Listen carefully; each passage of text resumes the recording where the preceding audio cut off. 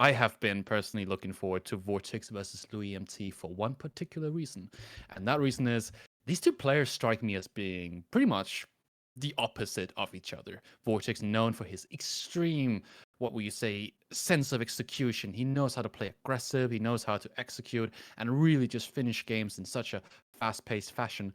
Whereas it's the opposite with Louis. Of course, he's got that aspect to him, but he would much prefer to play that long game. And I think that's where he really shines. So Team Beastie with Vortex versus MarineLord's Louis MT. It's going to be quite an interesting set here as we are going to be starting off with Highview, English versus Byzantines. English versus Byzantines on Highview. Now, this is quite a common opening matchup, especially that we see in a lot of these sets, not only for this tournament, but historically for tournaments in the past as well, because quite often the way it works in drafting is the first map is often where a lot of possibilities are there in terms of civilization picks. So typically you want to go for a civilization that is least prone to being countered as possible. A civilization that is generally solid all around.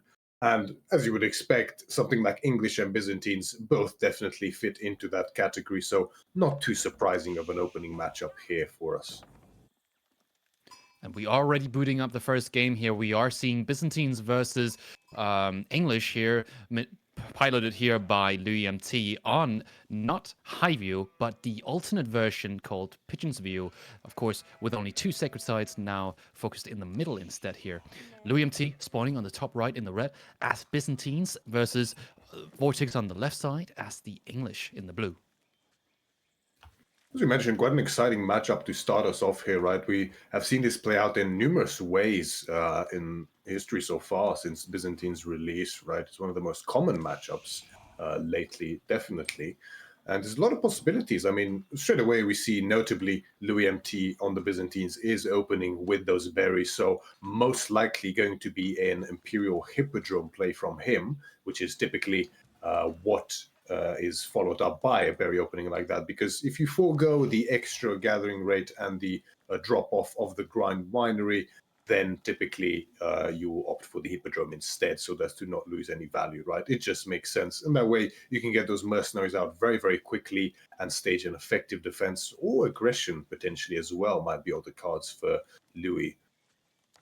Yeah, and that's the thing, right? Typically, we see in this matchup, it's going to be something like two town center and a few late units versus the Byzantines trying to take down that second town center. And I would say here, with that, such a good spawn here for Vortex, having two deer packs in the back, the gold sort of to the side, and the wood in the back as well. That is certainly something that he can look to go for, because that is one of the key aspects of having a good feudal defense is having access to resources. If you don't and you get them denied, you're simply not going to be able to go for something like a two town center. But we do see both the Hippodrome for the Byzantines and the stone now being collected by the English as well. So the matchup perhaps going to play out the way that we are now theorizing it, with two town center English defense versus the classic Byzantine Hippodrome all in.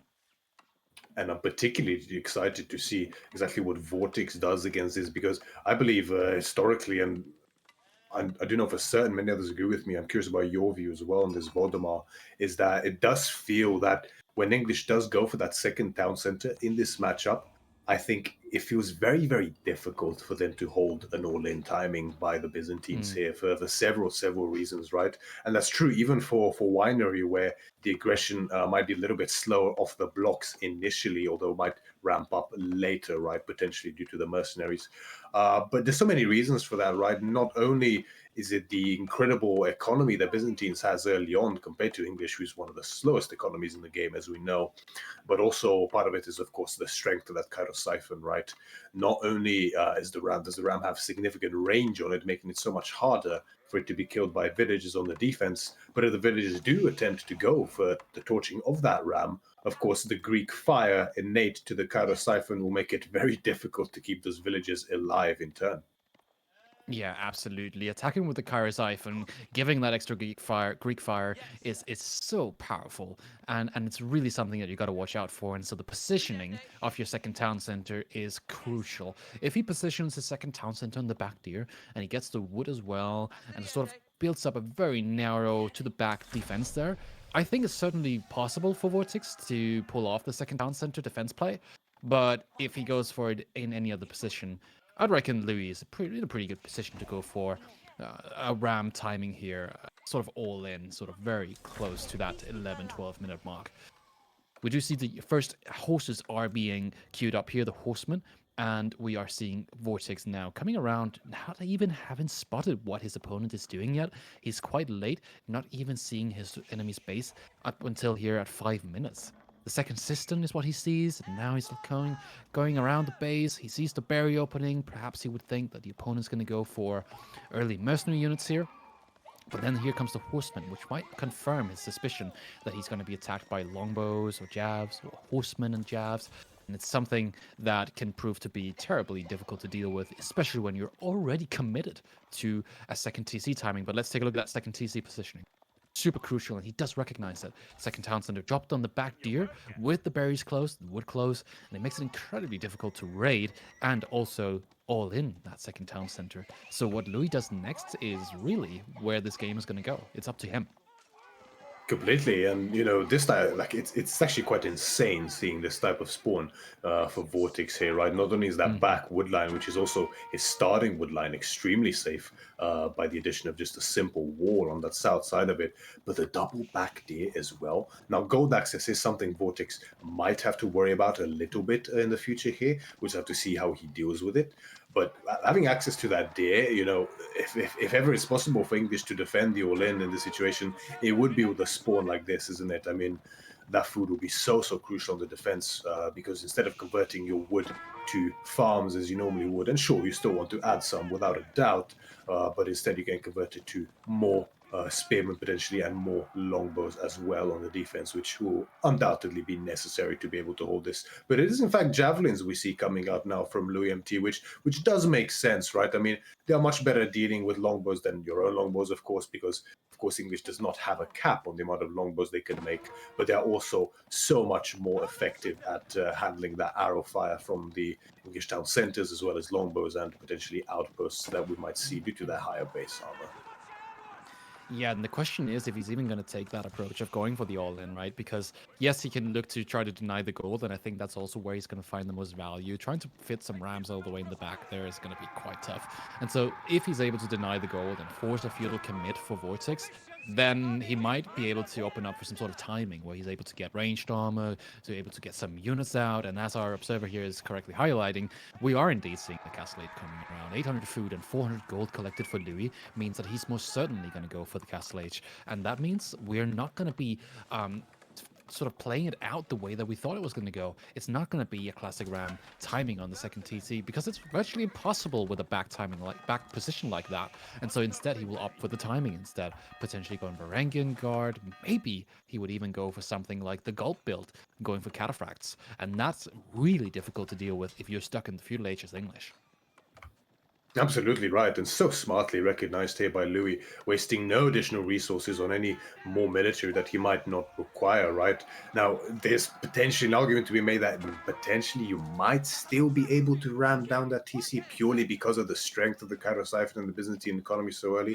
But realistically, it's such a heavy investment, and it's essentially a gamble, really, right, on whether you can really take that down in such a retracted position. So Louis instead opting for the smart play, and it is going to be the system of the first hill, which undoubtedly means cataphracts, which honestly doesn't surprise me at all in this position, because you know going for that hippodrome to have access to the triumph for your cavalry units in combination with system of the hill of the first hill is such a strong combination, and historically cavalry and cataphracts are particularly effective against English, right? So that is something that we're going to be seeing now as a follow-up. And really, I'm curious how Vortex is going to follow up. It does seem to be Horseman Spear on the defense for him here, which I think is quite a prudent choice for sure. You will need a lot of space to deal with the incoming cataphracts. And the spears will, of course, deal not too badly with the javelins as well eventually.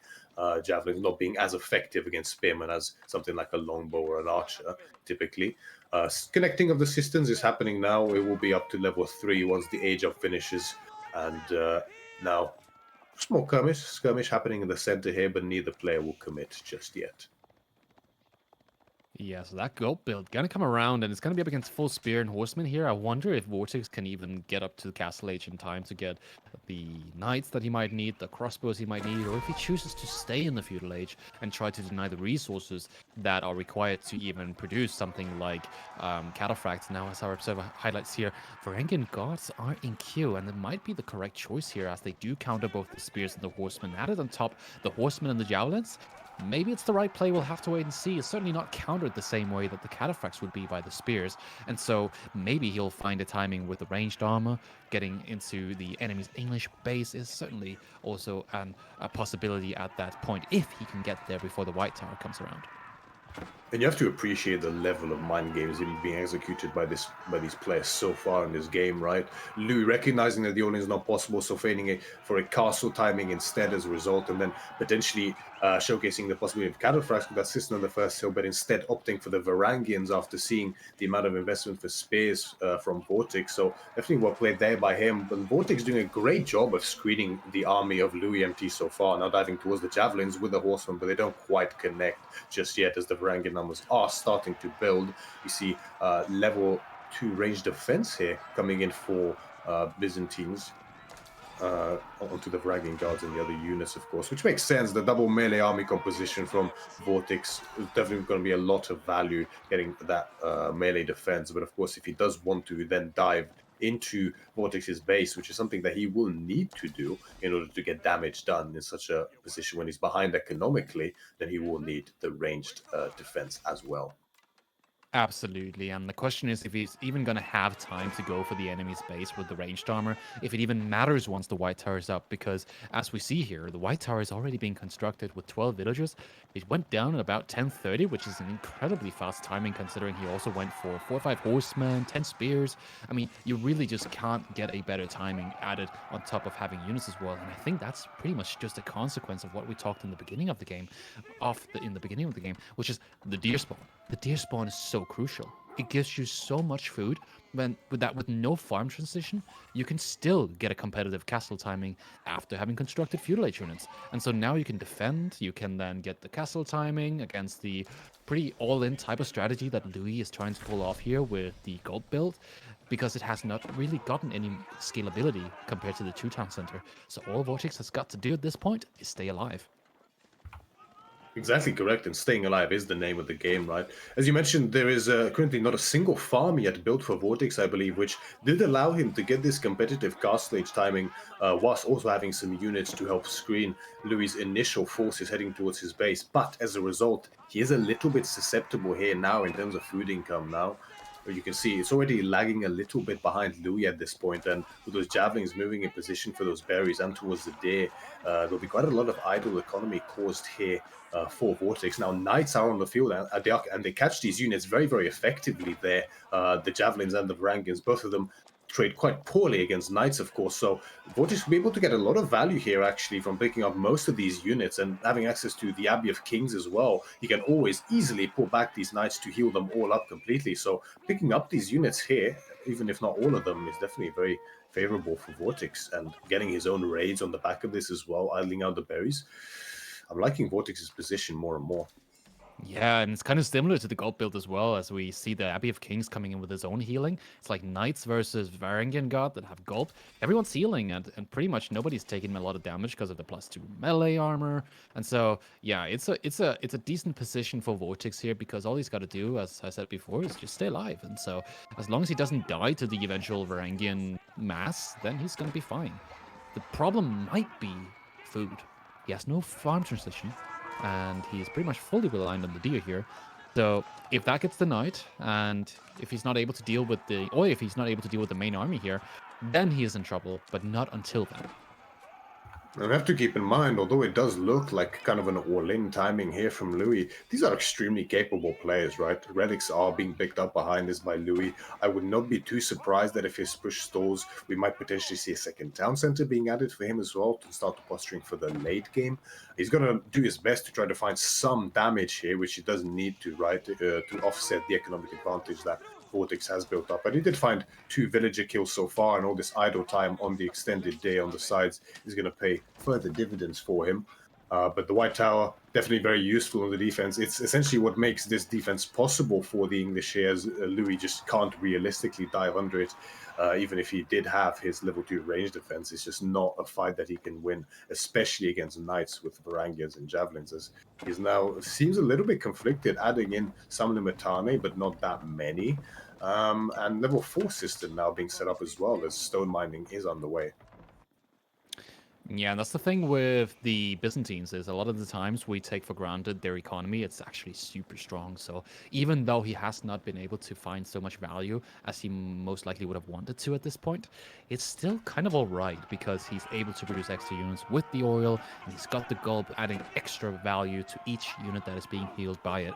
And so even though he hasn't got a major advantage right now, it's not like he's at a major disadvantage either. All it's about is potentially finding an opening, and then you've got it. But up until then, you just got to play a little bit more carefully here, because you can very quickly throw a game that has a lot of potential still, even though it might not look so.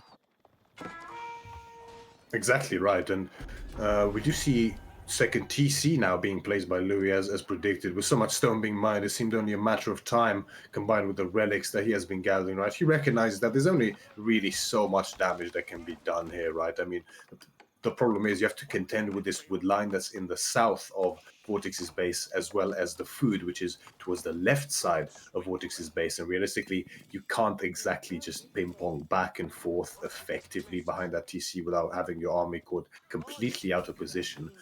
Considering they are slow-moving infantry units as well. So Louis will look to poke wherever he can while setting up his economy effectively behind this himself, and it will likely develop into a fairly notable macro game here, which is quite common on the map like Pigeon's View, right? Due to the stealth forest making army movements a lot more risky and more difficult than on other maps, as well as the nature of the map itself, with the two center golds there being hotly contested, as well as the sacred sites. Yeah, now Vortex is getting those raids now in the back line of Louis, and Louis has that second town center. I'm a little bit perplexed as why he did that, though. We talked about scalability, but the thing is, Vortex is already ahead, and so if he starts to try to keep up with that, he will be forever behind. And so now he has to go for some sort of attack, right? He can add in the spears and thus negate the knights and the effect that they have on a full Varangian composition here. And on top of that, Vortex hasn't really gotten any crossbows. Now look at that pickup here. Knight's now going to be able to find a couple of these, and not just a couple, a pretty big handful of villagers here, and killing a few of them at the same time. Absolutely, and behind this, Louis was looking for his own timing, right? Recognizing that so much of Vortex's military, his entire cavalry mass, is in that north raiding him, which means that he cannot have a suitable number of units at home to defend as he looks to poke in towards the town center. But it's such a difficult spot to push. I mean, sure, you could potentially look to dive past that town center and go for that economy, but what's realistically Vortex going to do? He's just going to pull back the villagers under the White Tower, and now he finds himself in this position where on the retreat, the Night Mass connects to the main army mass of Vortex here in the center, and Louis knows that he cannot run anymore from so many knights, so he has to take a pitch fight here. Now, it's not looking too bad for him, as the Limitane are making a decent effort there on the front line to trade well against the knights, but ultimately it's still just way too many counter units in favor of Vortex here, with the knights massacring the Varangians on the front line there. There's going to be a complete wipe here in favor of Vortex. You gotta remember, not only is it the main army that just got wiped out, Vortex still got lots of cavalry units, and he's able to immediately start raiding afterwards again, thus pinning Louis in a very defensive position where he's not really gonna be able to move out until he eventually gets to a point in the game where he has enough units to do so again. And that's not gonna come around anytime soon. He can go for a few cavalry units like cataphracts and such, but we have to remember, with Abbey of Kings comes full healing again, as we see on many of these units. They are now full health, and so you're gonna be hard stuck trying to turn this game around with your second town center being added in so late, thus behind 20 villagers. Completely correct. And honestly, it's quite a difficult spot here from Louis, right? After losing pretty much the entirety of his army there on the front line, he now needs to make quite a steadfast defense in order to hold the push that's coming towards him directly. Now, it's not all over for Louis by any means. I mean, having access to 5 relics is very significant for him, with the last 2 now on the way towards his base. But in terms of whether he can survive in the long term of the game, it really depends on this defense, right? He can potentially extend this game, which is what he needs to do in order to survive, but it comes down to holding this push. Now Limitane more and more being mixed in, javelins some on the field, but he will need more units than just Limitane to survive this push, that's for sure, because besides the Knights, there's already a lot of longbows out for Vortex. And Vortex is playing this exactly correctly. He's just going around the base, looking for villager kills, and denying the resources, which is the most important aspect here. Because Louis is already behind on bills, denying the food, potentially forcing something like farms, is really the main point here in terms of aggression. You don't really need to take a decent fight. It's nice if you can, but as long as you're denying the resources, you're not really gonna find yourself in a bad position as you continue to scale with your second town center in the back. The problem will be, however, if Louis is able to find some damage, and I am curious what that red dot on the left side here of on the map is.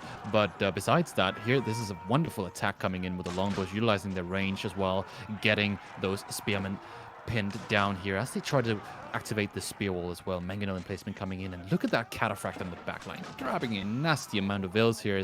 And full denying gold is quite a massive amount of value from one singular unit. Yes, and as we highlighted before in the Avery Gully Deco series, finding windows for you to shake up your opponent's focus in situations like this where you are on the defensive is so crucial in order for you to actually be able to make that defense successfully, right? You can't allow your opponent to always be focused on this push without needing to focus on anything else, because that makes it very easy for them to place where they want to deal damage and exactly how. Whereas if you can raid behind it, then that in turn makes it much easier for you to hold your defense. They might even pull back their forces or potentially take the foot off the pedal, so to say, in terms of aggression, at least initially. But now, big group of villagers being caught out of position by Vortex as they try to do a quick call in order to protect themselves. They manage mostly, but now are stuck in there in the lines then with the two knights as so many villagers go down. Now, Louis' mass is here in order to respond to that, but actually catching these knights is much more difficult in practicality than in theory, as the walls are coming up, but due to the stealth forest, it's hard to know their exact location, as most of them do escape and now go towards Louis MT's base in turn. Yeah, and the idling of the economy continues as those knights utilize their movement speed to get around the base. With that extra stealth force, it's like you just added an extra sort of potency to your attack already, and we can see how those villagers are able to disappear in that stealth forest. So it's quite an important role that it plays here. The entire map practically being covered in it. It's also the same problem here with the cataphract on the left side. Everything's just hidden away in the moment you're trying to do something. Yeah, well, it's gone.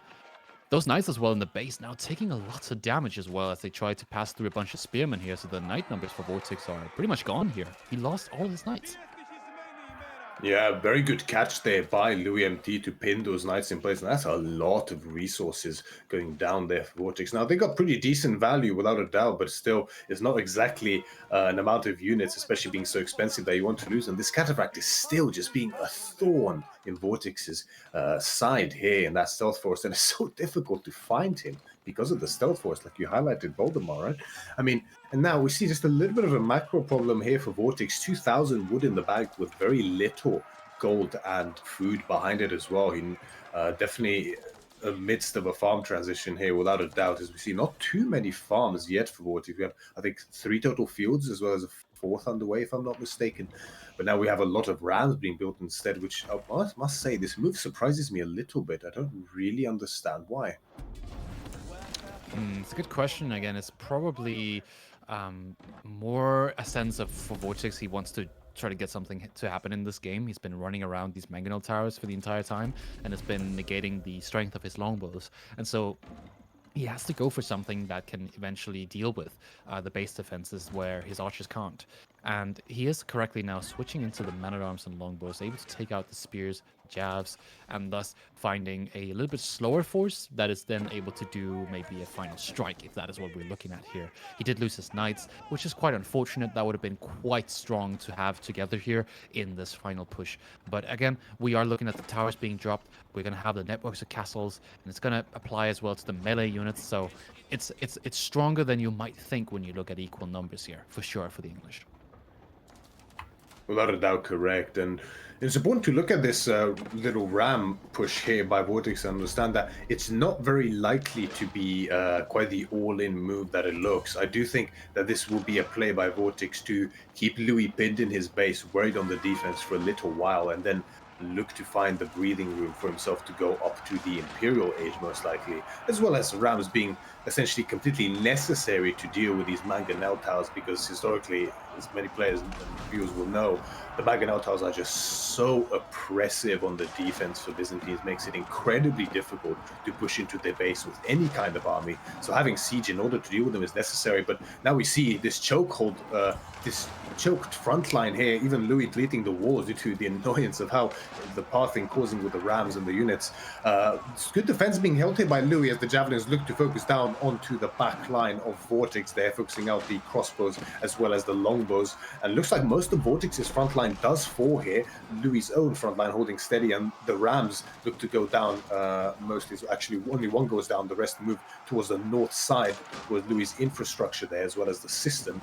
But this just highlights how incredible that Mangonel Tower is on the defense, right? It can't go down yet. Now, the Rams will not be enough to take that down, as they will get focused down here. And all this time, the Mangonel Tower is getting so much value for Louis in this fight, but ultimately, due to Vortex's stronger economy for most of this game, it seems like he will actually push Louis MT back. Yeah, absolutely. That Mangonel Tower providing endless value as long as he's able to surround it and thus deny the Rams to path to the Mangonel Tower and destroy it. It's simply not feasible for him in that situation, and that's quite the investment. Like 4 or 5 Rams, that's up towards 1,000 resources that we're not able to find the value besides gate and a couple of houses. And so you are still winning here. I mean, Vortex is in a good position. He's got 60 units versus 17, but it's definitely not a result of the Rams for sure. It's a result of the potency of the man-at-arms and being able to take so much damage from that Mangonel Tower, as the Mangonel Tower was not focusing the longbows.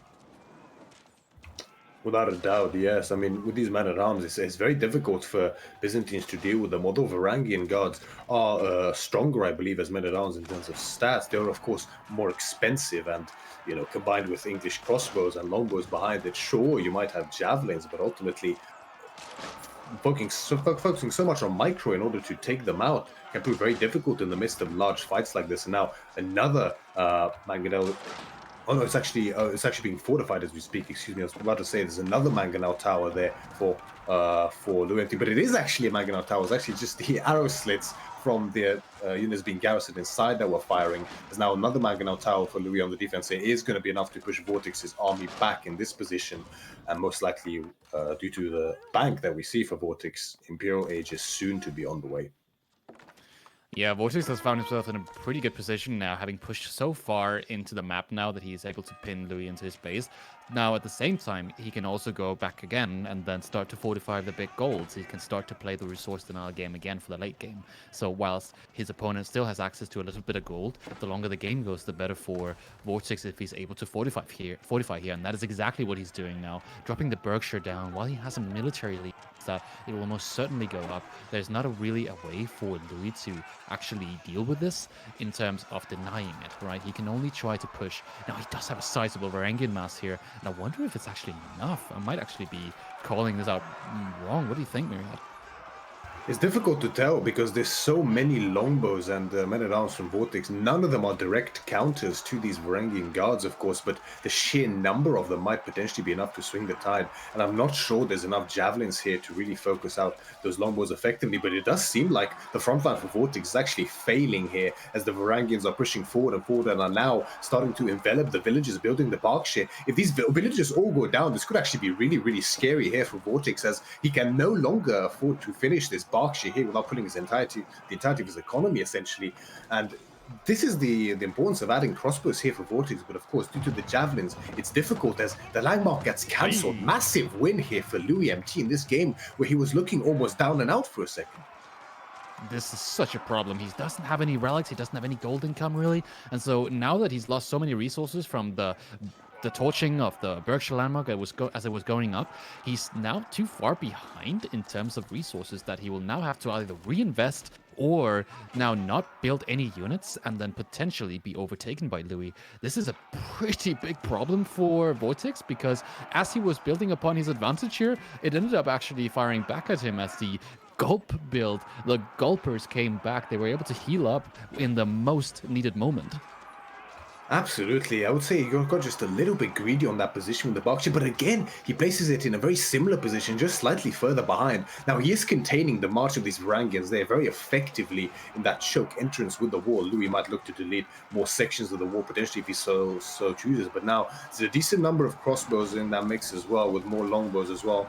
Mangonel behind for Louis MT, looking to turn the tide, but the Berkshire will go up at this point in time, and that will be enough to push Louis MT's army back, because you can see all of his resources are now going into Varangian guards and more units to push back this English mass. Realistically, he is so far away from his own Imperial age at this point in time that although it's looking really good there for him for a second, I mean, Vortex was still so ahead economically at that point in time, even with Louis' 5 relics, that ultimately I don't really think Louis can stage a comeback from this position. Yeah, and we're kind of looking at a classic Louis game now. We're getting into the late game, and that's where he usually thrives. And I must say, like, we are looking at an incredibly high level, but it's not that often that I see Vortex get to the late game here, and so this might become a little bit difficult for him. Now we're looking at a very, very good position for him. I will give him that. He's got the Berkshire in the middle. He's got both of the 8k golds completely secured here. So again, it's only an assessment. I would say that Louis is certainly holding well with the odds that are given here. Without a doubt, yeah. I mean, the Mangonel emplacements as well as the very powerful Byzantine economy are making it possible, right? And of course, the 5 relics is a significant little boost to income as the Mangonel just gets caught in that choke point there before the villagers can fully repair it, does go down. So, you know, one of Louis at these last resorts here on the defense also going down, and you can see the strategies that Louis has opted for. He's cutting units severely here in order to be able to afford this Imperial Age timing here, which sure looks to go in as the Palatine School is on the way now, already nearly halfway done here. But behind this, Vortex is raiding in the south with some longbows, denying those farms. Raids in the north are soon to follow, without a doubt as well, and his army is pushing ever deeper here, as you can see. Elite men-at-arms are already on the field, I believe. No elite longbows just yet, but not that it's really needed at this point anymore, as even the Mangonel emplacement is not enough to hold back Vortex's army at this point in time, as age up does finish for Louis, but at what cost, really, as his entire farmstead is now being camped by Vortex's units. And the Mangonel Tower is still finding a lot of value here, but realistically, with no Golden Horn Tower, no winery behind this for Louis MT, his economy really isn't as strong as it normally could be, and whilst already being behind, I think it's only a matter of time. Yeah, it's a matter of time here, really, because he did take a very, very big chance here as he tried to go up to H4 with those surprising lack of units here, which meant that he had a hard time holding, but he held, and that's the most important thing here. He took a lot of damage in doing so, as he was losing villagers on the right side, but still, now he's under pressure. The Mangonel Tower and the Mangonels are again holding back the English mass, and it's actually incredible to see how just a few static emplacements can have such a big impact. But of course, now Bombard Cannon coming back around, and it's going to take care of this Mangonel Tower as long as there's front line, and then the idle time of the economy of Louis will continue to rack up, and that's going to be the final straw, hopefully for Vortex, should he try to win the game right here. Absolutely, and finally, as the Bombard does come out, this is what's needed to deal with his emplacements, right? As you mentioned yourself, it really is quite incredible to see how effective the emplacement is at holding off an army that's essentially triple the size of yours and holding its pace. But the Bombard Tower, excuse me, will help deal with that, of course, as the first Mangonel Tower does go down. I believe Louis has one or two more further behind in his base, helping him on the defense. But with so many men-at-arms out on the field for Vortex, elite status on them, elite army tactics now on the way as well, nearly done now for him. Elite longbows now finished as well, or maybe it was elite crossbows, I'm not exactly sure. But either way, it's only looking worse and worse. I mean, there's so many Varangians in queue for Louis MT, and sure, they are elite now as well, but ultimately the food income is so much more superior for Vortex, essentially double Louis at this point in time. And with raids going out all around his base, villager count dropping as well, it's only looking harder and harder for him. Yeah, the income per minute for Louis is rapidly going down, and the elite man at arms coming in with pretty much all the upgrades, as our observer highlighted here. It's 10 ranged armor. You're not going to take any damage from any sort of range units when you have that sort of armor stats on your man at arms here. So that front line, it doesn't really get much stronger than this in terms of man at arms. Now we do see Louis having secured 8K gold here on the left side. Is going to be what is going to keep him in this game if he decides to do so, because he is getting idled everywhere. All of the farms are being idled. His food income is dramatically dropping down, and so all he's really got going for him is his gold income. And you can't use gold for anything if you're going to be stuck now with a full English army locking your economy and your production down. It does end up being a GG for Louis here, and Vortex takes the series 1-0. Yes, 1-0 up. Vortex is leading for Beast's team currently, which, after the unfortunate result for Gully in the last series, is definitely what they will need. But yeah, very, very back and forth game here. Some surprising moments, without a doubt. I did not quite expect the cancellation on the landmark there when it was first placed by Vortex, but I guess it was very, very aggressive out in the front. And you can see, as Cow is highlighting the graphs here for us, the village account, as expected, steadily rising for Vortex with that 2TC, and Louis at no point was quite able to equalize. I mean, the relics played quite well in his regard, and of course Byzantines having access to olive oil does definitely help him out, but ultimately it was just a bit too much damage taken from those knights, especially in the castle age, and ultimately the trades an army for him to try to claw his way back in this game. It's a bit of a long game as we start this series off here, and 35 minutes is already a pretty solid starter. You want to take that first game when it's that long, and especially because it can be tiring to play the first game and then end up with a loss, having to play another 4 games, especially if you weren't expecting it to go the way that it did. Absolutely, and it's worth highlighting that in the past. I'll interrupt that There we point, as go. we do have our civilizations now being showcased there. It is going to be the Rus for Team Elephant's Louis MT, and Marlians for Team Fox's Vortex, of course, on the other side. So Rus historically one of the strongest civilizations here on this map, and Marlians has seen play before as well, notably with the Saharan trade network being dropped in the center to deny the ball from the opponent's civilization, as Marlians themselves, of course, being an Islamic civilization, are not able to gather from the ball as a result. But yeah, exciting matchup here for sure, and I'm particularly interested to see how the sacred site play in particular will come into effect here due to the siege changes that have been implemented, right? Because historically, there's been a lot of play around that sacred site, and springald wars and siege wars in order to prevent one side from winning with it as opposed to the other. But of course, siege is completely reworked now, Valdemar, as you know. So that will definitely play an impact in this series, I would say. Yeah, not only did it play a big role in a lot of these matchups, it's also played a big role for a lot of these players and the way that they used to play the game. And now we're not seeing as big of a focus on Siege. We're now instead seeing a greater focus on the counters that we see in the late game, such as hand cannons and horsemen, the occasional spear. And that's really what matters the most when it comes to the late game, not the Siege anymore. But that doesn't mean that Siege doesn't have a role to play here. If you secure the middle and you manage to get a good position set up there, what can often happen is you'll simply just put a couple of trebuchets, and all of a sudden you pin your opponent in the base. They can't do anything because they don't have springles as they used to be.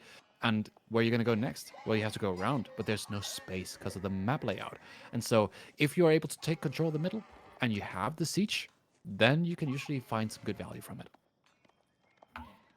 Well said indeed. And we see now Louis MT using this early opening moments of the game to push in that deer right underneath his town center. Very prudently done so, as having access to those deer starting is definitely very useful. I'm sure, I believe Vortex is doing quite similarly with his scout, of course.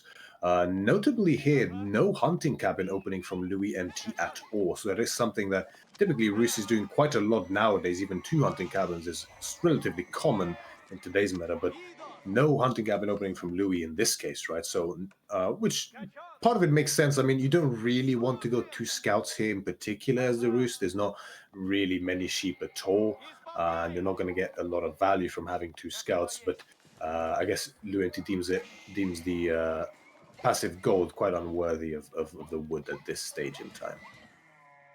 And the question is if the passive gold is really going to play that big of a role in Louis MT's mind here. If his strat is to get a fast golden gate and get the tickets in quicker, then what is he actually going for? Could it be aggression? That he wants to convert the small amounts of gold that he's getting from the bounty and the gold collection into a larger amount of wood? Or is he going to look for something like a fast castle instead?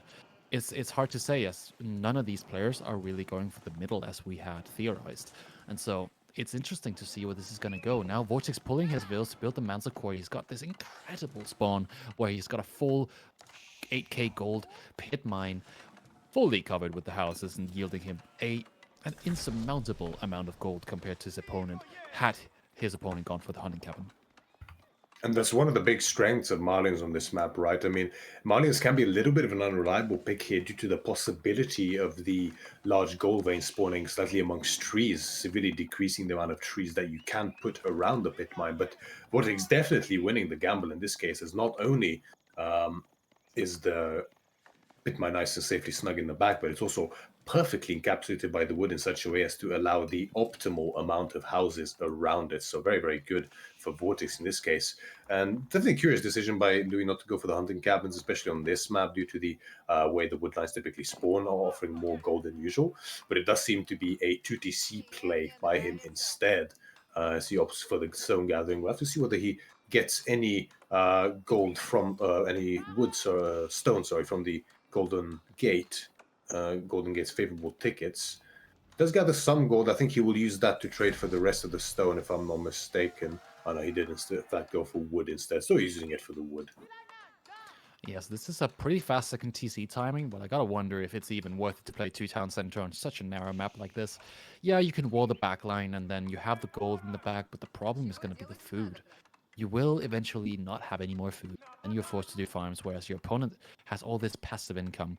I don't know if it's really worth it. And now we're looking at the boar coming in here, fully denying this pit mine being constructed, and it's actually in range, so that he can't actually build it, even if he wanted to. So he's got to take aggro with the scout here, and that's the most important thing when it comes to dealing with a boar like this. Get the boar away from the veil so it doesn't intervene in terms of constructing here.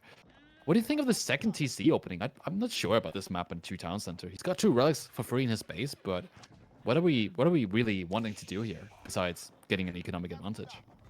Personally, I quite like it, to be honest with you. Part of it is because realistically, there's very little damage that can be done either by feudal aggression onto the Malians here, or even by a castle timing for that matter. Not only because Malians has access to, of course, Musafadis in the feudal age, allowing them to deal with armored units. In that regard, obviously, Donzos can deal with knights as well. But even horse archers, you're not going to get much damage done with them on a map like this. I mean, it's so easy to wall around the edges of the wood line, completely keeping your gold safe, and then they can't exactly tank TC fire instead. So I think Louis is just going very old school here with this UTC, right? He's going to look to just try to very safely outscale his opponent in terms of economy, survive the onslaught of that Fulani Corral timing for that boosted food income from the cows that Malians do very often go for, and then look to slowly push out and extend his economic lead to turn it into a victory. Second pit mine here still being annoyed or harassed by that boar here, and it's really all that's happening at this stage of the game, as they're both trying to go for an economic advantage here with the double pit mine. That's a lot of resources, and of course cows being added in as well. The 2TC will take time to eventually catch up to whatever macro advantage that Vortex will have here. But in the end, it's going to be a difficult one to pull off, I think, for Louis, as he will not have the defense of the Kremlin. He will be stuck with a problem which might be food, as he's trying to get to the castle age. Yes, it definitely won't be easy to actually pull off this 2TC player, right? Especially on a map like this where you're not only limited in terms of the amount of food that you have access to because of the lesser food spawning outside of of your initial base, but also the space, right? I mean, you will need a lot of space, not only for camets, but also fortresses to boost your food income because, as you mentioned, you do not start with that Kremlin, but also for farms, naturally, as well as production buildings. And finding space for all of this is quite difficult, without a doubt. So, and with double large pit mine here for Vortex behind this, to fuel his cow boom, as well as the extra food that he's going to have access to once that corral comes out. I do agree with Valdemar. I think it's going to prove to be a very, very difficult defense here for Louis MT. Yeah, difficult defense, but yeah, again, also just a difficult economic game to play out here. He's nowhere close to getting Castle and Vortex. He sits on a very comfortable position here as he's getting more than 10 cows already. We're 8 minutes into this game. He has two 8Ks fully covered. He has 8, 10, that's 11 cows already. And what has his opponent got? He's got 250 bounty and 2 town centers. Yes, without a doubt, the cows are coming in very, very quickly here for Vortex. I think producing from 3 mills, if I'm not mistaken, but it might just be a triple mill cow production. So getting them in quick time, and he's able to afford it, right? With so much gold access passively, it's absolutely massive for him here. And like we highlighted, I mean, there is only one singular sacred site on this map, right bang in the center. So if Vortex does end up dealing enough damage to Louis MT to offset that economic lead and not allow him to camp that much in his base and build up his defenses and his infrastructure to the extent that he'd like, then suddenly there's only a few minutes left on the sacred side timer, and if you don't have enough of an investment into units and siege, and you cannot decap it, then that's just going to be the game going over right there. He will eventually be able to go for High Trade House here as he's approaching the Castle Age, and the High Trade House will grant him not only a lot of gold, but it'll also grant him the food that he might need here as he's trying to continue to play out the mid game. The thing is, you are still going to be up against Malians, and they have a massive power spike, especially with this pit mine setup. And so, again, back to the same argument as before, you're going to be stuck with a food problem the moment that you have either side denied, whether that's the top left side or your high trade house on the bottom right side here. Archers are coming in here on the Spearmen as they're trying to find some damage on the enemy pit mine, but Vortex had correctly scouted it. He's got the Archers as well to try to defend against the initial Spearman push here. Double barracks out from Louis MT and still only a couple of spears, so maybe a little bit of an over-investment here. Now both of them trying to get to the Castle Age. Grand Fulani Coral has been dropped. 10 villagers on it as he's trying to get to the next age with 19 cows already up. So that is a massive amount of food that he's potentially going to be getting as an income here, and he will thus be able to produce a lot of units, whereas his opponent is going to be struggling to get food.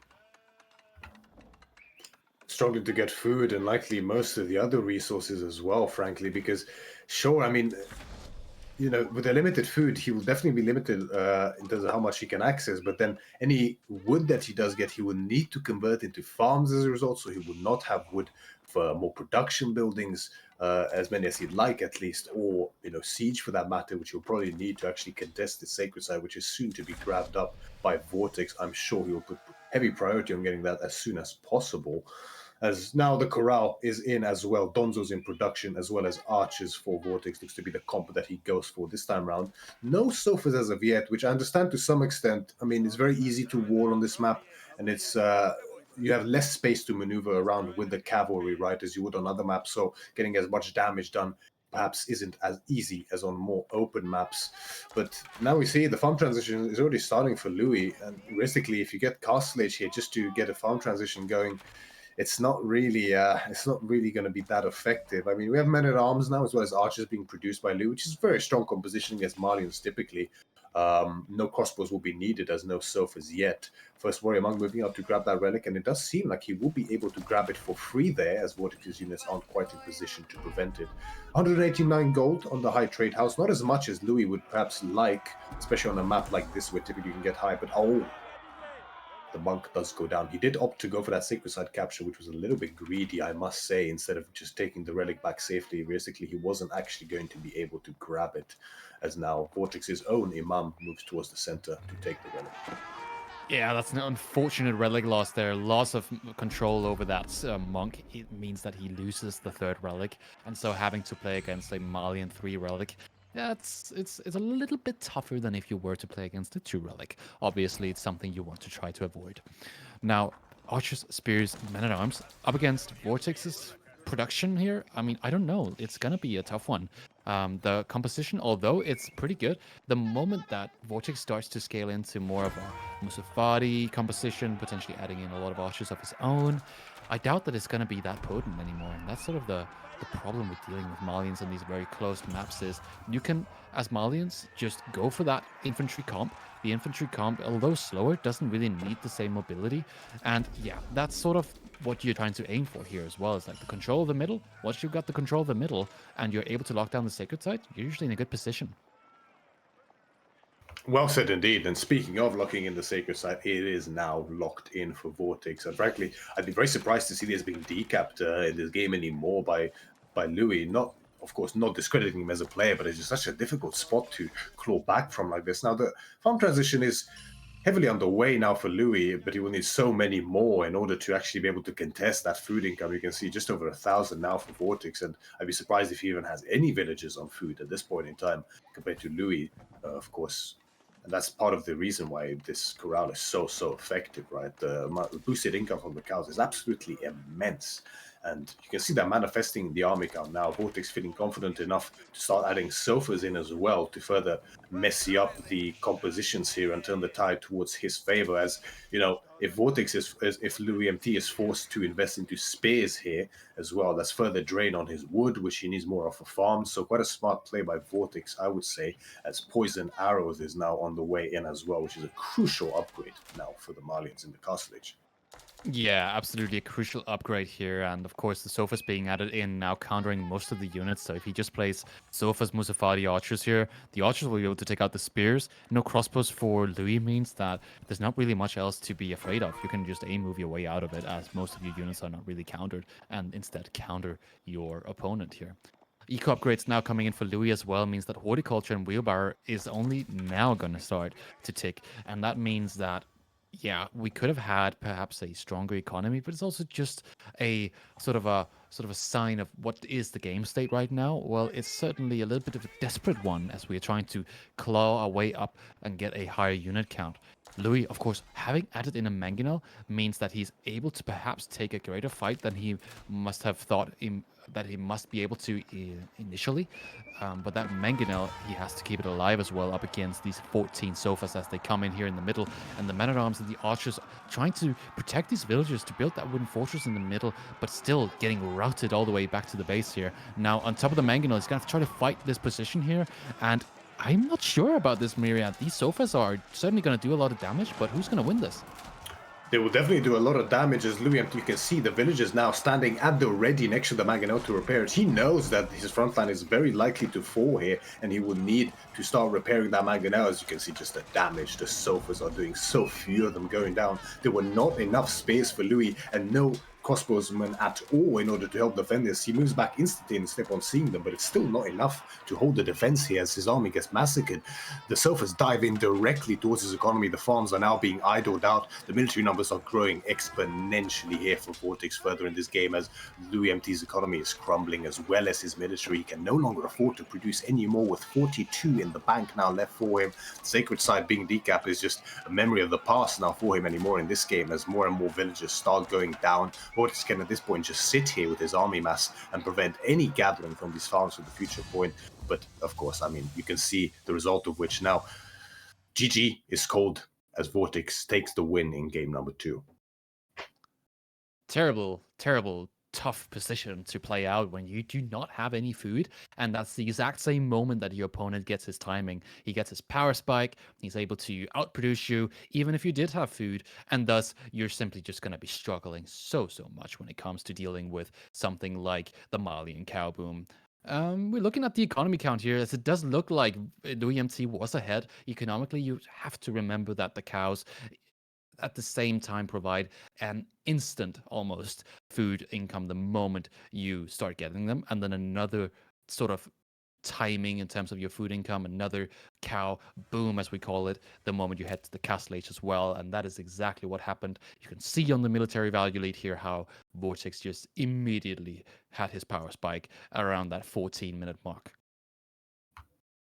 Yes, absolutely. And it really felt like such a difficult game for Louis to play at all stages, right?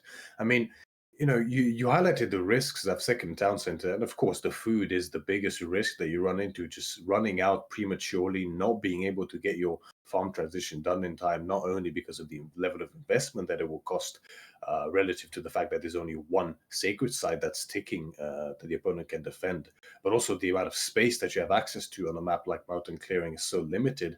It really feels actually very difficult, I must say, for Roos in this matchup in particular, when Malians do get such a favorable spawn with the two large gold mines. Do you think there's maybe another approach that Louis could have tried? Because frankly, I'm not sure there's many other options he could have had. Yeah, it's difficult to say. Again, it's probably the matchup that's already difficult when you think about how the Malians have a really good timing, and if the Roos tries to go 2 to C, it's kind of similar to English versus Malians in the sense that you're trying to get an economic advantage, and then that doesn't happen until much later on in the game. On such a constricted map, you can't really play 2 to C, and if you try to do so, you really have to get the food that you need in order to defend. You can't really risk going for a move out like Louis did, because it ends up being what ends up costing you the game. If you want to go for another type of play, I'm not sure with such a good pitmine spawn that it's really possible. But again, it's really up to the creativity of the players in a map like this. Maybe you can go for something like a fast castle timing and get something going that way, but again, it's difficult because the Malians will be following right after. They will be, right? And on top of it, any kind of armored units you try to deploy to harass their economy can just be counteracted by Musafadis naturally, which you will have so many more of being in feudal age compared to your castle age and the resources that you have sunk into it. So Hmm. it did feel actually very, very difficult for Rus in that particular game situation, I must say. We'll have to see in the future whether anything else changes as we get ready to go into our game number 3 here. And it does seem like Dry Arabia will be the map of choice for Louis MT in this third game. Dry Arabia, of course, offering a more neutral and balanced experience compared to Mountain Clearing, allowing most civs to be picked as well. Now, there are water maps in this map pool as well, a lot of hybrid maps as well. And so you got to remember that you can't really necessarily just pick the best civs for every map. You got to remember to reserve some of them for later if you're going to end up on a hybrid map. Shushi, Japanese, Ayubids are all civilizations that you want to conserve for that exact moment when you have to play Holy Island, Scandinavia. And those are just the maps that demand a very specific set of civs. Dry Arabia, however, is more open and opens up for different types of civilizations that in nature can be cavalry, but it can be any civ really, as we have seen before. These open maps can, you know, range from Chinese, English, all the way up to Delhi and French, of which one is banned here, as there is no Delhi available for either player. And that is a prudent ban for sure. We have seen them dominating maps like Dry Arabia for really the longest time now. The ability to run around with the Ghazis throughout the entirety of feudal age, finding so much damage, as well as not being as reliant on food due to the boosted Hmm. berries that they have as a as a Muslim civilization, of course, as well as recently the advent of pro scouts coming back into the meta, particularly Hmm. effective for Delhi due to them getting it for free. So no surprises seeing Delhi being banned out there for both of them as we Yeah. wait to see our civilizations. But really, still a lot of options possible here. I mean, I know two of Vortex's favorite civilizations on Arabia have been now used up for him, so he will no longer have access to them. So that plays, of course, towards Louis' advantage here in this next game. I'm trying to cast predictions here. I wonder if we're going to see potentially something like Iobits coming out here. I know both players do quite like them as Hmm. well, and they are can be quite effective on a map like Dry Arabia due to its open nature, using, of course, the camel lances to secure yourself a significant lead in the castle age 2 raiding, arguably one of the best raiding units in the game due to the cycle charging that they have access to, as well as the range of the charge and the vision itself, not being as reliant on needing a scout to accompany them as other cavalry units would. Yeah, absolutely. And that's really the difficulty of playing with such an open map pool. Sorry, civ pool. You've got these maps and they demand a certain set of civs, but you look at the civs and you have got any civ that haven't been picked for you or banned for you available. And now we see the civ picks coming in here, the Rus versus Shuji's Legacy. This is a difficult matchup, I must say, as Vortex is now picking the Rus versus an equally good fast castle civs. I'm wondering if he chooses to take a more aggressive approach here, as we have seen Roos either try to compete with the fast castle timing, they can also try to go for an aggressive style and try to lock down whatever resources might be needed for the Castle Age opponent. Now, Shushi's Legacy, they don't necessarily need access to those resources for as long as they can just go for the H3 landmark and then produce whatever units they need based off of how much food they have. So if you were to play aggressive, it's all about that resource denial. So the spawn will play an incredibly important role here. Without a doubt. I mean, it's quite an interesting dynamic that's possible between these civilizations. I'm particularly interested to see how prevalent Pro Scouts is going to be for either side here, because that's an interesting factor that can play into this fast castle timing that both civs are likely to go into, right? I mean, if you have one side going for the Pro Scouts as opposed to the other, they will delay their castle timing, but in turn have more access to food once they get there, right? So, Mm-hmm. so it's just this kind of trade-off that you really have to consider as to when and how it's worth it. And I'm not sure if it has been fully explored as of yet as to in what instances it is worth as opposed to not worth it. Something we'll Mm. have to see. But as you highlighted, the possibility of a very aggressive ruse, especially from someone like Vortex, of course, is definitely still a possibility. I mean, of course, any nice civilization is going to be quite capable in the feudal age, right? And although Jushi are no slouches with access to Juganu, ultimately they're not that effective against knights as naturally spears would be, which are then susceptible to archers naturally. Yeah, it's kind of interesting where they're going to take this, as Mount Lu Academy can come in and become quite a potent landmark as well, should they decide to go for something like an all-in with the Castle Age timing. But it's really up to how the resource layout is and how Louis decides to play this. He did play his first game with Byzantines with the Gulp build, so I am very intrigued to see how he will decide to take this game. Just want to give everyone a reminder, all the lovely viewers and people involved, of course, we do in fact have a giveaway going on from our lovely, fantastic sponsor, Steel Series. So, exclamation mark giveaway in the chat to put yourself on the possibility of winning an Aerox 5 mouse for free. Once again, that's exclamation mark giveaway. The giveaway is undergoing right now as we speak. So, if you have not, you know, sent your message in chat to give yourself a nice ticket for the possibility of receiving the mouse, do so now before it is too late. That's exclamation mark giveaway in chat for the Aerox 5 Steel Series mouse. But looking here, we do have just 2.5 minutes still to go for the match to begin there. So until then, we will be conducting the giveaway. So we are heading into the rest of the three games for this Play All 5, Vortex versus Louis MT. We have 3 games left to go, so grab your snacks, grab your water, type in your exclamation mark giveaway, and then we'll be heading underway with the rest of the set very shortly, in just 2 minutes time here. Roos versus Shushi's Legacy, which I would say is probably for Vortex and Louis MT some of their best civs, I would say. Roos, of course, having changed a lot lately, and Shuji having a very established meta in terms of them either going for two town center, aggression, fast castle. They're pretty good at all, I would say, in this matchup, and it can really depend on the player in terms of where it goes. Completely correct. Just before I answer you, I just want to something I forgot to mention. Subscribers do get 3 times likelier chances of winning the Aerox mouse. So definitely, if you're very interested, do look to give Steel Series a subscription. There helps us very much so to keep running these tournaments, and helps Steel Series, of course, to see the enormous interest we have in the Area 4 Pro scene. So definitely look to subscribe if that interests you. And of course, we appreciate it immensely. Not only for supporting us, but naturally the Area 4 scene as well as Steel Series. So we can keep events like this happening all throughout the year and making this possible for viewers, pro players, as well as everyone else involved. So thank you for that.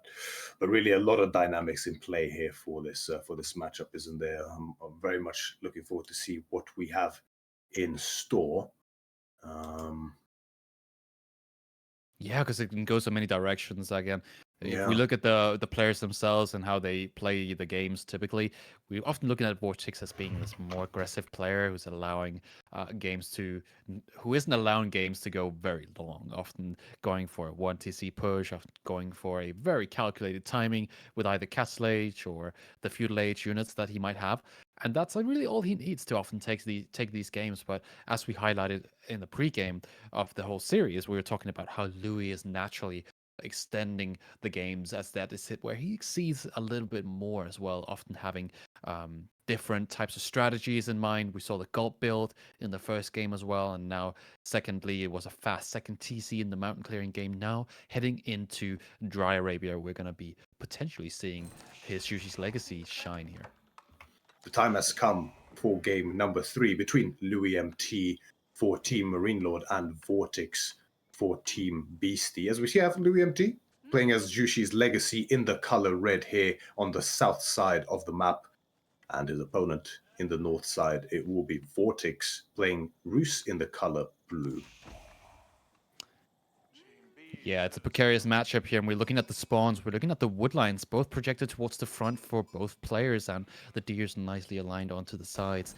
The thing that I'm curious about here is for Louis, he's got that triple gold on the left side, and that could become a pretty big deal should Vortex decide to go for aggression here, as once the first gold's locked down, the two others are also. And so, as we look at the first openers, Vortex going for the double cabin opener.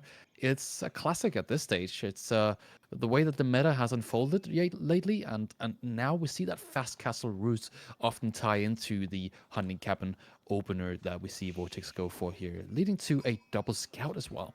So he could potentially get a greater amount of sheep than his opponent. And should he decide to go for the fast castle, yeah, well, he will be in his base for longer, keeping his units safe, keeping his economy safe, as he will not need to move out due to the extra sheep that he will potentially gain from a 2-scout opener. And quite interestingly highlighted here by Cow, very effectively so, to the left of Louis MT's base, we have quite an incredible potential for a meditation gardens here, with the potential for a full berry patch as well as triple gold. I think the range is just enough to actually get both of those outer gold mines. We'll have to see here, but I think it's just enough for him, which will be a ridiculous amount of resources coming in for him, Valdemar. I believe it's 25 for small gold mine and 36 for the full berry patch. Is that correct? Yeah, something like that. Might be 48 actually, depending on how many berries here. I think 36. Yeah, I think 36 is about right when it comes to Yeah. the different berry patches here. There are some that spawn with 8 and some that spawn with 6. And so now we see the golden gate as well being dropped, getting up rather quickly here so he can get his tickets running as quickly as possible through the landmark.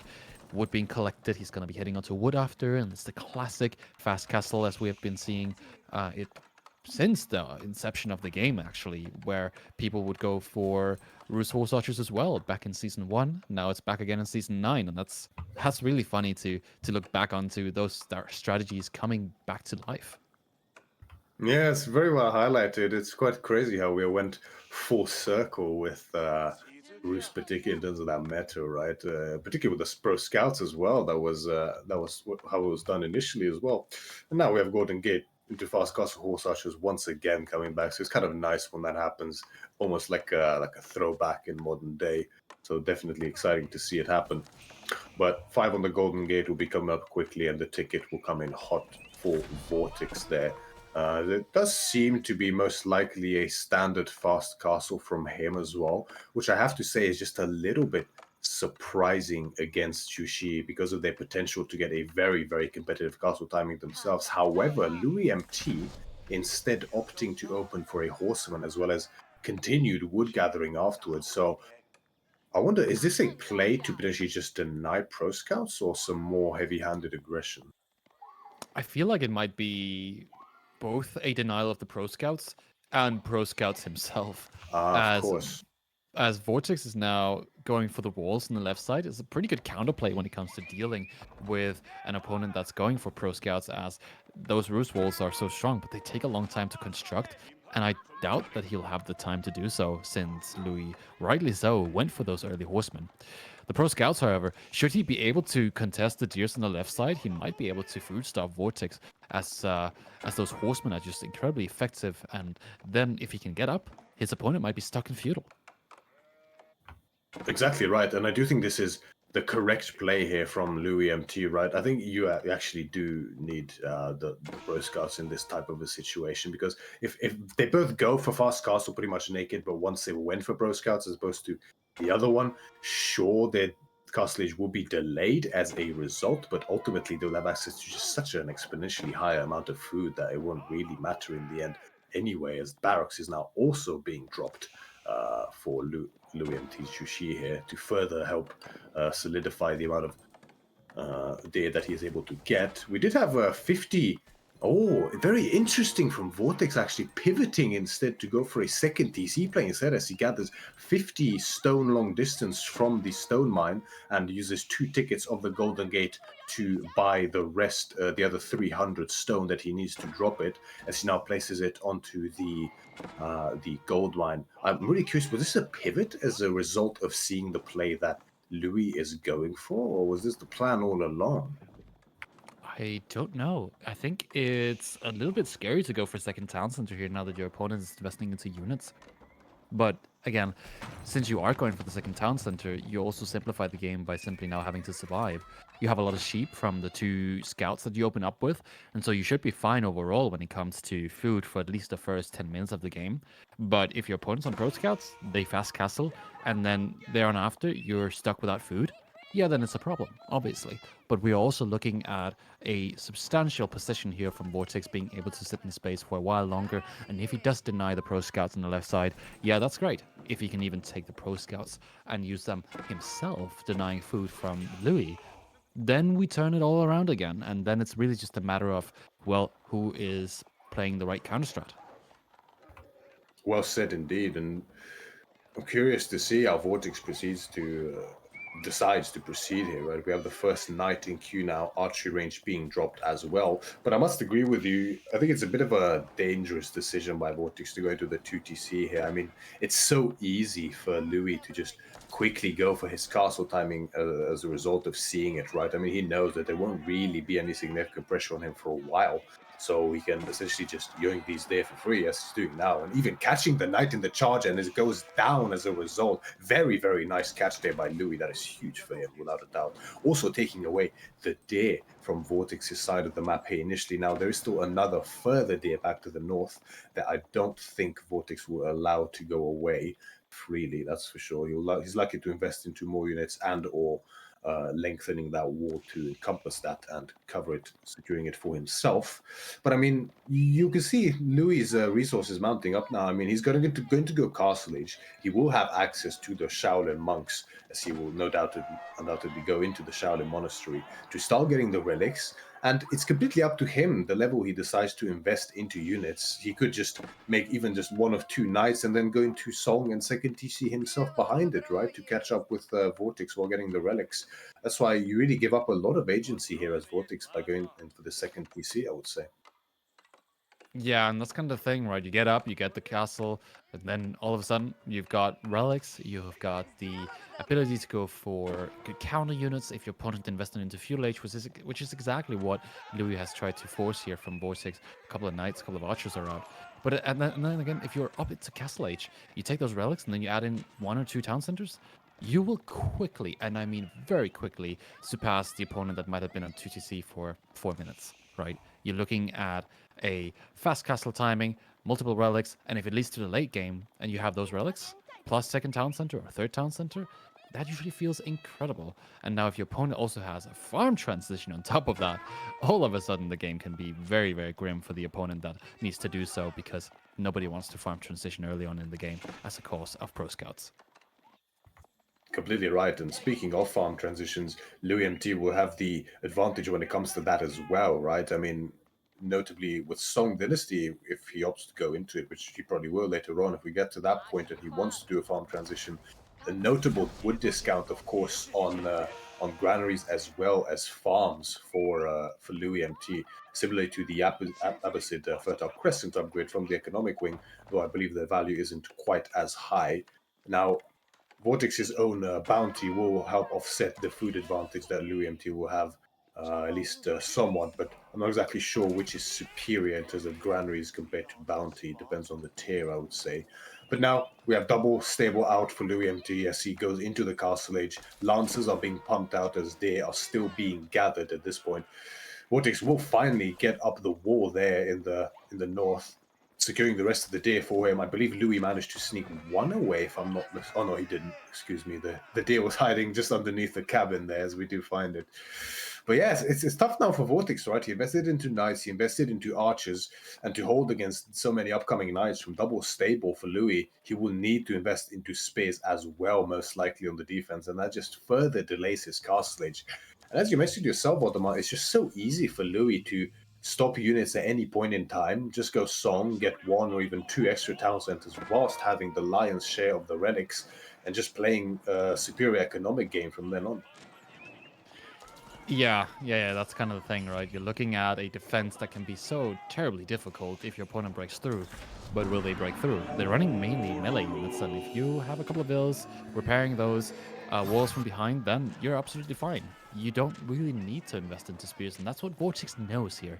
He knows that it's going to take too long to burn through the roost walls. They are too strong in nature as a civ bonus that going for a risky play like this with 2 town center can be offset by simply having a stronger palisade wall.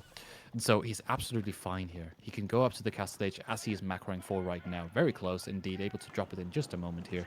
And then he will get the extra deer from the high trade house if he opts for it. The high trade house will give him the food that he needs, and that's gonna sustain him as this game continues to go on. And then it's really up to Louis where this game is gonna go. Is he gonna go for the all-in? Is he gonna go 2, 3 town center himself, or potentially play for, I don't know, maybe Imperial Age? Some Shushi players are kind of crazy like that and will go for the unique units that we often see in the late game.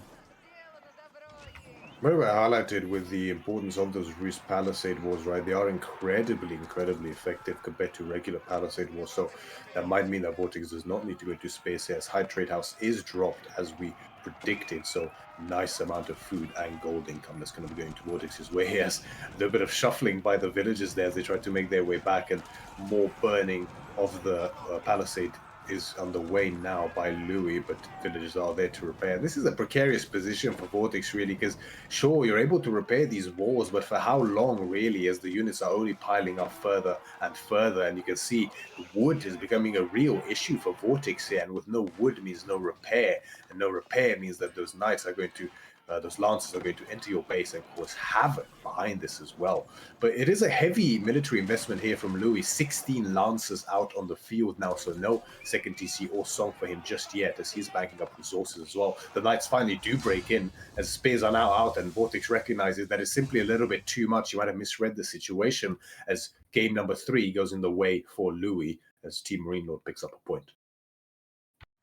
So finally, a pickup of a point here for Louis is an incredibly important pickup here midway through the set. As playoff 5, he will be far better off heading into the next few series mentally if he has those extra 2 points. Now it's 1-2 Louis MMT versus Vortex. That game, I'm quite sure the misplay might have been the second town center from Vortex, but I'm also not gonna completely dismiss the play. I'm sure it could have worked had he had a little bit more time.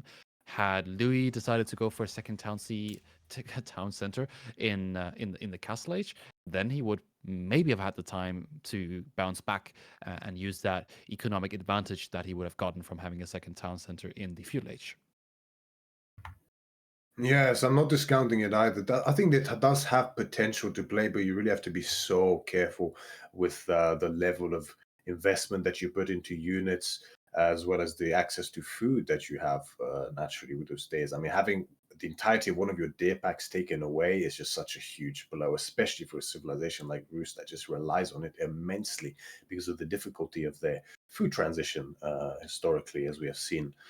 As we have the graphs being showcased here of that 50 gathering of stone by Vortex for that second town center there, and not too much eco kill. There wasn't a lot of damage done here by Louis, as really it didn't need to be done, as Vortex is obviously an extremely capable player and recognizes the fact that that's just not a it's just not a defense that's going to happen. As I mean, there were more knights on the field for Louis than all of Vortex's army combined in that regard. Position of the dock early could be all the way to the back for the eye bit, which means with a fast H up, your shinobi don't have time to go there. That's a good point you make there, certainly.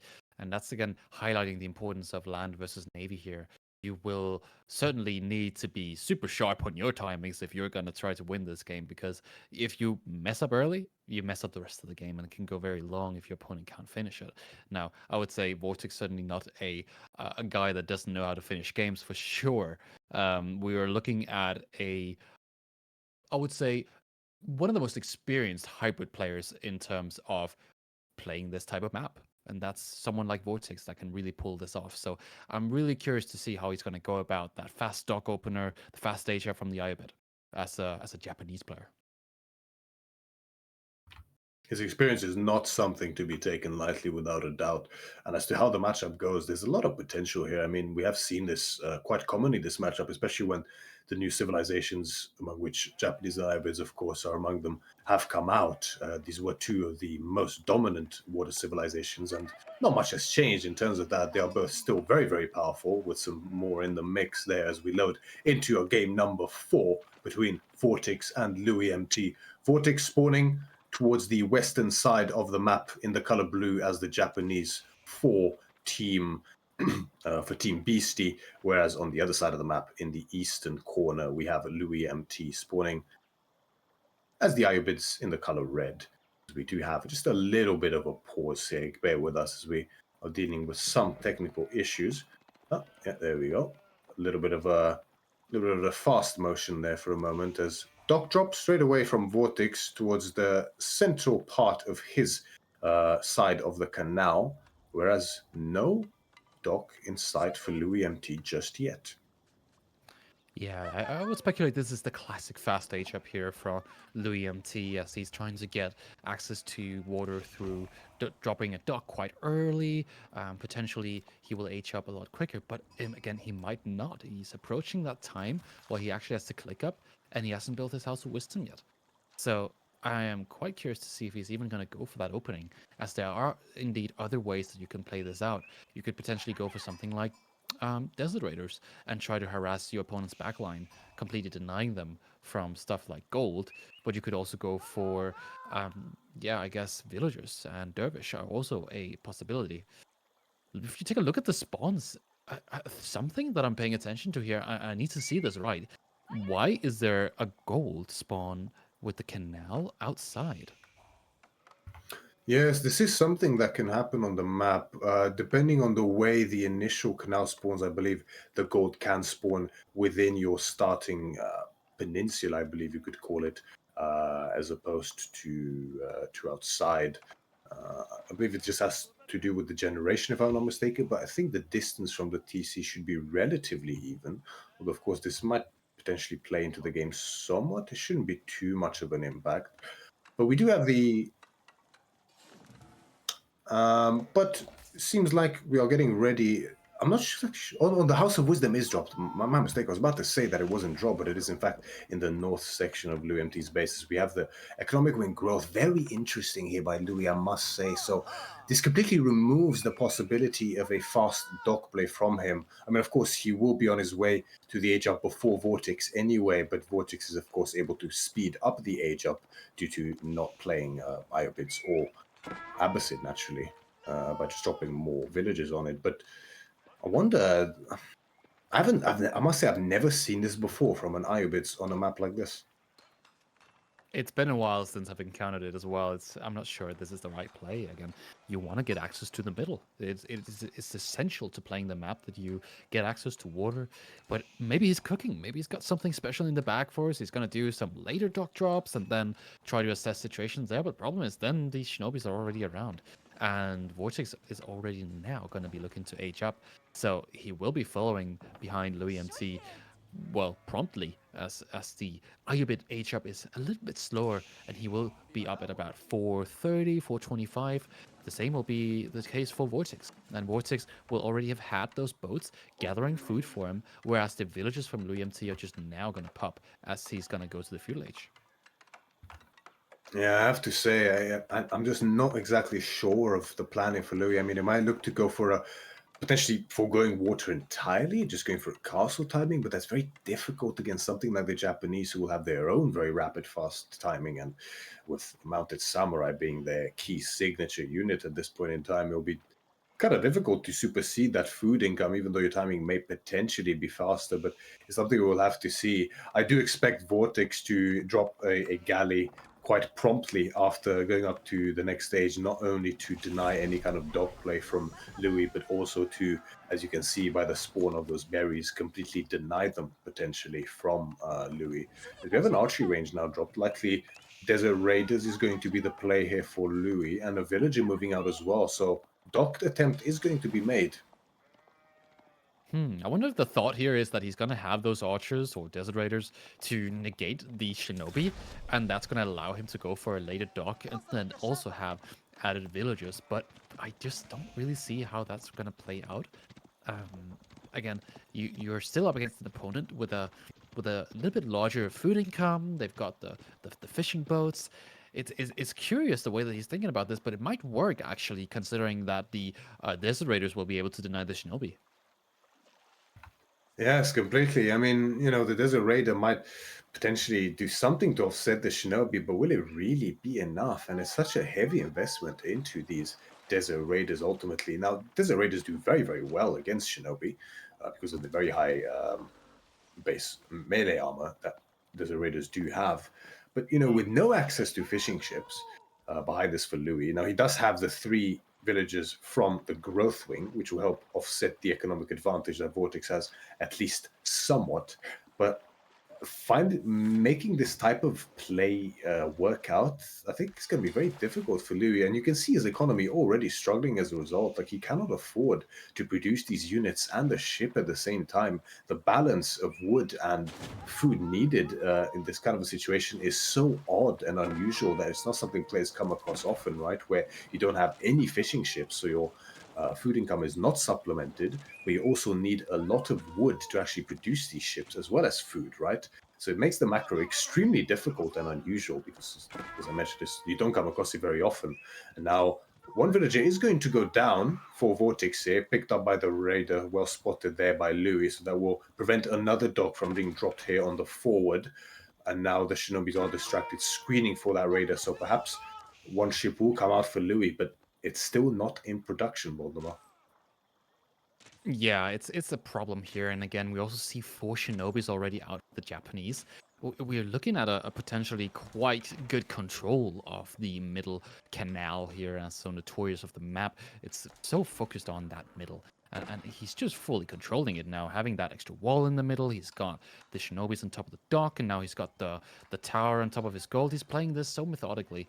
I reckon that the only thing that Louis can really do here is try to ram down the docks or ram down the tower, potentially denying the Castle H here. But all that Vortex has got to do is add in some horsemen, and he will potentially fully counter all of the units that Louis is making. So that means that Louis now has to fully invest into Desert Raiders, but don't deny that the Shinobis have that damage going for them. So if you pair them up with the faster moving horsemen, all of a sudden you've got a really, really good composition. Now look at this archer ship, finding so much damage here, and might not get any villager kills. It's still a really, really good deny and value out of an archer ship that wasn't initially going to be able to deny anything. And this is where you find yourself in such a horrific position as Louis MT, right? I mean, what are you going to do about this galley ship? There's realistically no answer possible that you have available in the feudal age. I mean, sure, you could have upwards of 20 archers to deal with it and lose essentially half of them due to the spread arrow fire of the galley, but that's not really realistic in this position. You can't possibly get up a dock of your own at this point in time to the patrol of shinobis just outside of your base. Your berries are also off limits as a result. We can see an attempt being made here, but it's just not going to be allowed by Vortex.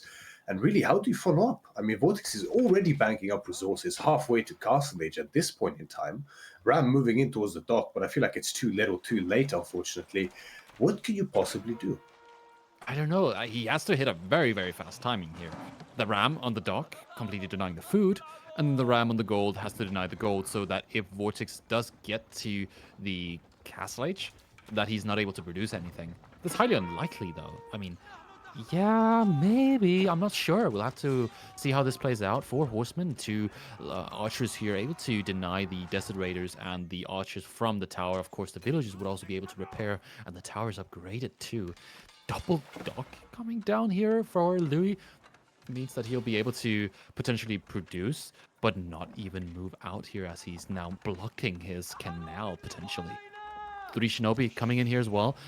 I think honestly the best play that he could have gone for is just to let him build the dock and then have one of the docks rendered completely invalid.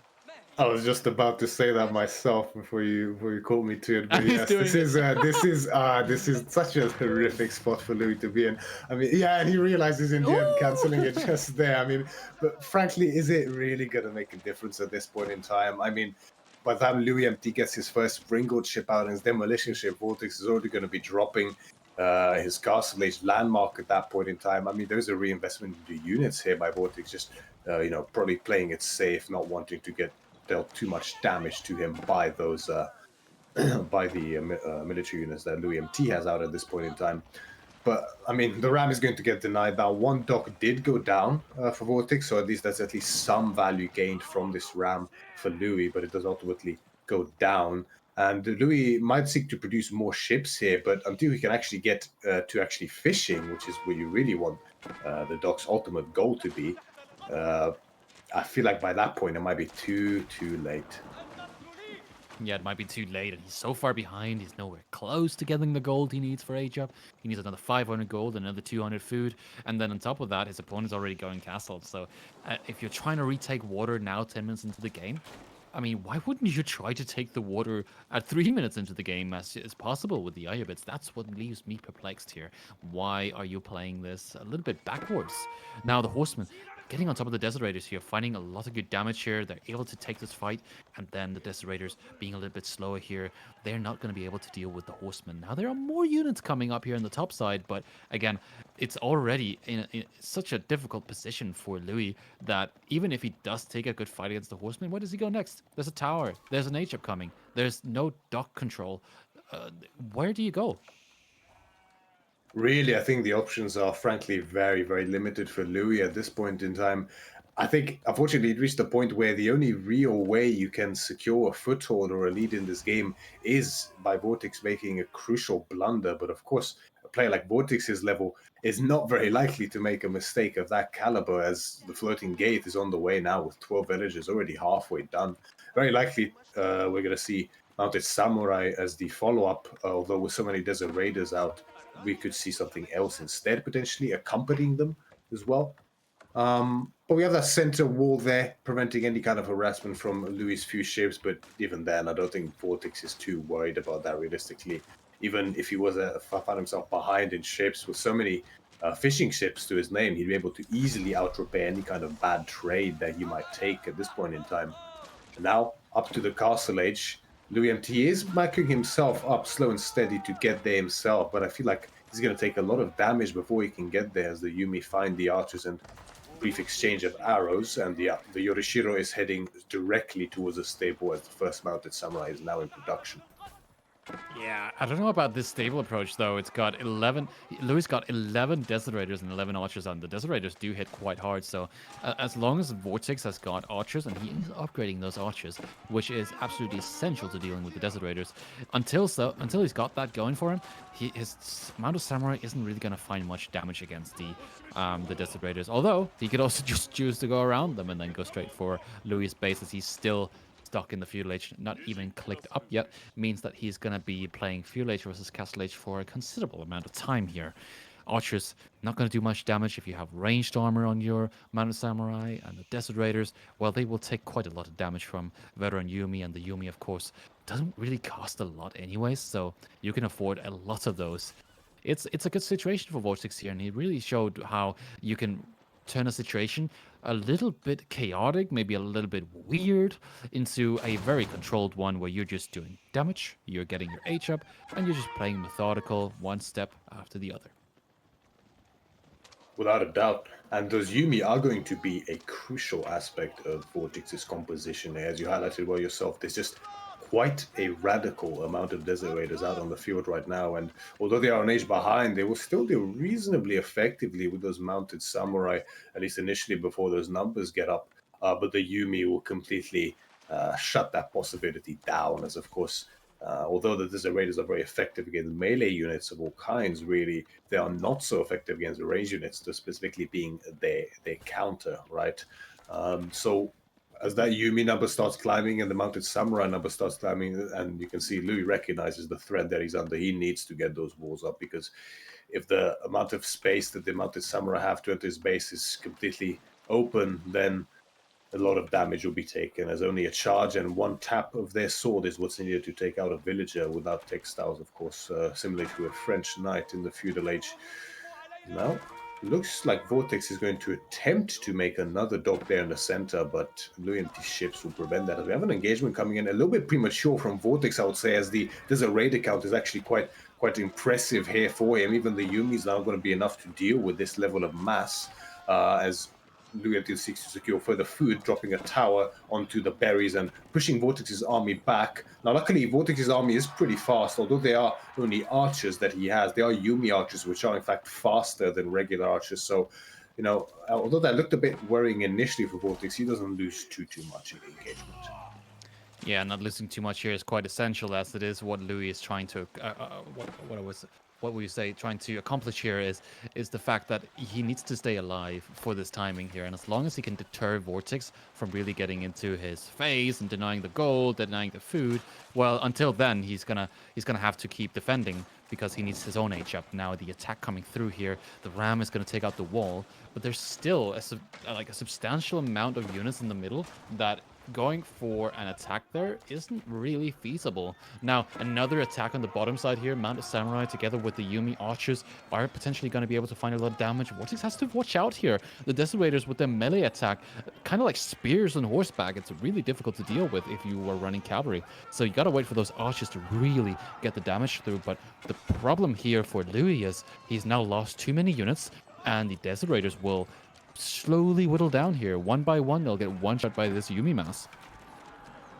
Completely correct. And the age up is now on the way for Louis MT. It is, in fact, the military wing reinforcement, which will give him 3 Desert Raiders for free every 2 minutes from the House of Wisdom, which is, I mean, a lot of units is exactly what he'll need to stage this defense, but I feel like it's too little too late, as the Desert Raiders, pretty much all of them start to fall in the face of the Yumi archers and the Mounted Samurais. The position gets completely denied by Vortex. 5 villagers stuck in the tower, and yeah, Lou Empty recognizes that, although it was looking at least a little bit promising there for a minute or so, realistically, I mean, the maths doesn't lie, right? You just have so many Mounted Samurai and so much food income from the shoreline fish for Vortex is Japanese after fishing for so long that really it's just not something that can be overcome.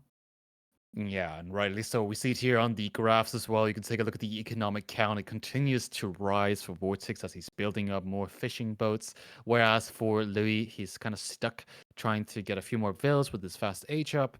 Or really not fast age up. It's more like the growth wing, the 3 vills. But then, rightly so, the rest of the game, he actually loses villagers a little bit here and there. The problem for him is his investment into the military value, which gives him the lead in the first 15 minutes, never really pays off. And it's kind of that disconnection there, whereas you would probably have liked to see Vortex lose villagers. He never did. And so the military investment never paid off for Louis. And that's probably why this game went the way it did. Yeah, it's a very unusual strategy being attempted by Louis MT in this game, isn't it? I mean, completely going essentially off the rails of what you would expect from Iobids on a map like this against the Japanese, right? Foregoing the fast age up completely, instead opting for the growth wing, to then look for. I'm not exactly sure what he was looking for, really. I mean, perhaps he thought the boost from the growth wing will help offset the initial fishing to the point that he can actually contest on water. But of course, part of contesting water is the fishing ships, of course, and if one opponent has access to fishing ships for repairs as well as even tanking potentially in some cases, then realistically, that's those are very difficult odds to overcome, and especially with land affecting water as well, and vice versa. When with shinobis on the field, Maybe against another civilization, this type of approach might have some credence, but yeah, it's just not something that I think worked out for him or would really ever work out against an opponent like Vortex here. Yeah, absolutely, and that's really the nature of the map as well. It's difficult to see, okay, what works, what doesn't work, as it's such a unique map, and I would say the meta there has moved a lot from being very infantry focused in the Dark Age to now, well, classic feudal age play into Castle Age timings. But we got to take a look at the final game of this set. The play all five, the last map will be EGC Lipany, where we'll be seeing Vortex piloting the Ayubids versus Louis MT on the opposite. What do you think of this matchup, Myriad? This matchup is very interesting, I have to say. Historically, I'm not too sure nowadays who it favors, but I think it has seen a bit of a back and forth since Ayubid's inception after coming out within the Sodden's Ascent expansion, of course. Um, I mean, historically, I mean, they're essentially opposites, Abbasid and Ayubids in a way, aren't they? Ayubid, a very tempo-oriented, fast-paced civilization that looks to optimize their timings to gain a lead over an opponent and be constantly one step ahead. Whereas on the other side, of course, we have Abbasids, which are the economic powerhouse that they have always been, Mm, with access to cheaper villages, potentially cheaper buildings, with a fertile crescent, cheaper town centers. They have one of the strongest economies in the game, and that's highlighted, of course, even by the golden age for the two civilizations. As Abbasid, of course, gets a 15% extra gathering rate from Golden Age mm. 1, whereas Ayyubids only get 10%, and that's something that could become quite notable. I'm not exactly sure what we're going to see. I mean, there's a lot of possibilities for either side. I'd say Ayubid is a bit more limited in the amount of approaches they have in this matchup. Realistically, they can't spend too much time in the feudal age, as that will favor the Ayubids in the long term, thanks to their stronger economy and stronger feudal age units in general, if they did go for the military wing.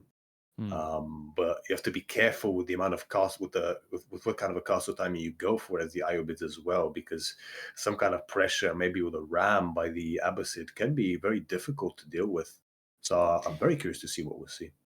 Yeah, some really good points there. I think it's personally, I think it's a difficult matchup for the Ayubids, as you would need to get that all in going.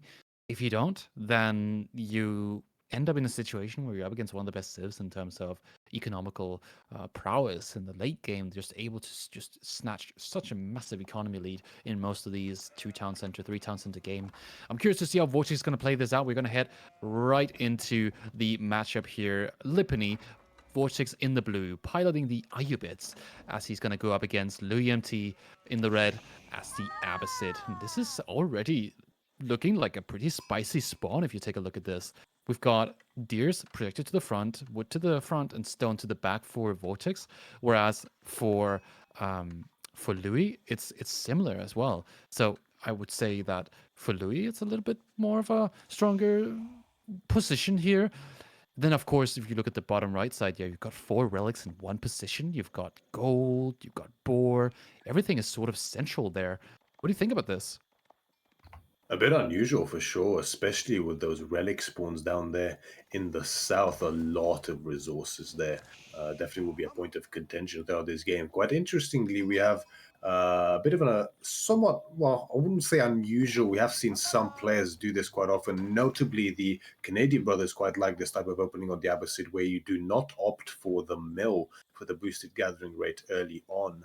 Now, I believe this is a play either to maximize a timing for the military wing in order to get the TC as fast as possible, or it might be an optimization for ecoing as well for a very similar reason to slightly delay Golden Age but get the TC faster potentially as a result. So we'll have to see which one he does opt into. As interesting, House of Wisdom, not okay. Now it's being built. I was wondering, but he rallied the villager from the town center for it instead.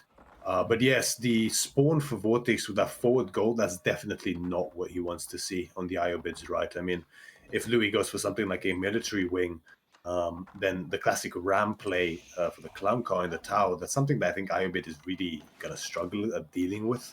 And then, of course, if you do get out units to deal with it, then how many units are you really going to make? Because Abbasid is likely to TC behind that ram play, right? So suddenly you made some units to deal with the ram, but your castle is delayed.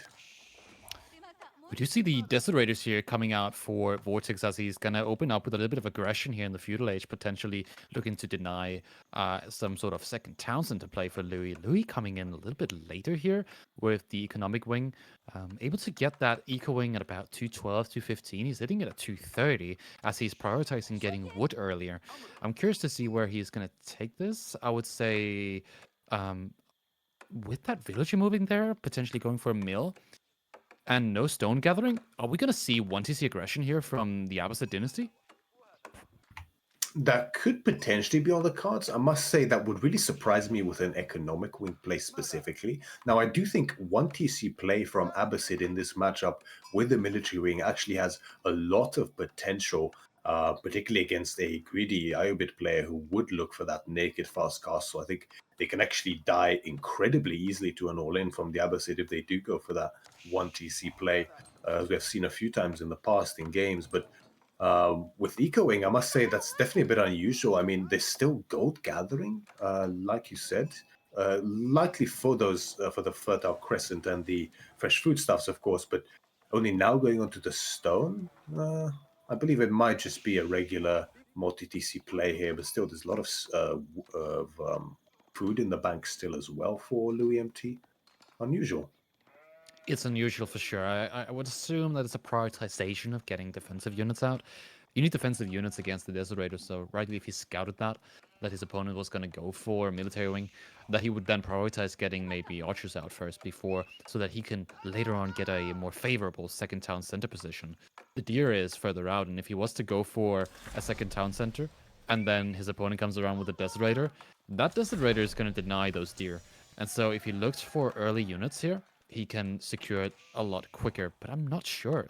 There comes the Fertile Crescent, and he's got the fresh foodstuffs in queue as well, so definitely going to be a second Townsend to play, but will he go for units early? I don't think so, Myriad. It's looking like he might risk it here for a better timing. It's a little bit strange, isn't it? Because I think if you go for the very regular economic wing opening for the second town center, you probably get the second town center down before that initial Desert Raider arrives. But of course, it does have to be a somewhat defensive, retracted position. But it seems like you were right, Valdemar. It is going to be some units out to aid that TC's place. And I'm not sure if this was the plan all along. It might make sense considering that slightly unorthodox opening there from Louis. But it is likely going to be archers here to deny the initial Desert Raider. Now, I would have probably loved to have seen some horsemen here from Vortex to help support this type of play, almost reversing the matchup in terms of military wing. But perhaps he deems it a bit of an over investment, getting the archery range out enough. He probably considered enough of a delay for Louis' TC here, as he instead opts for the castlage behind this instead.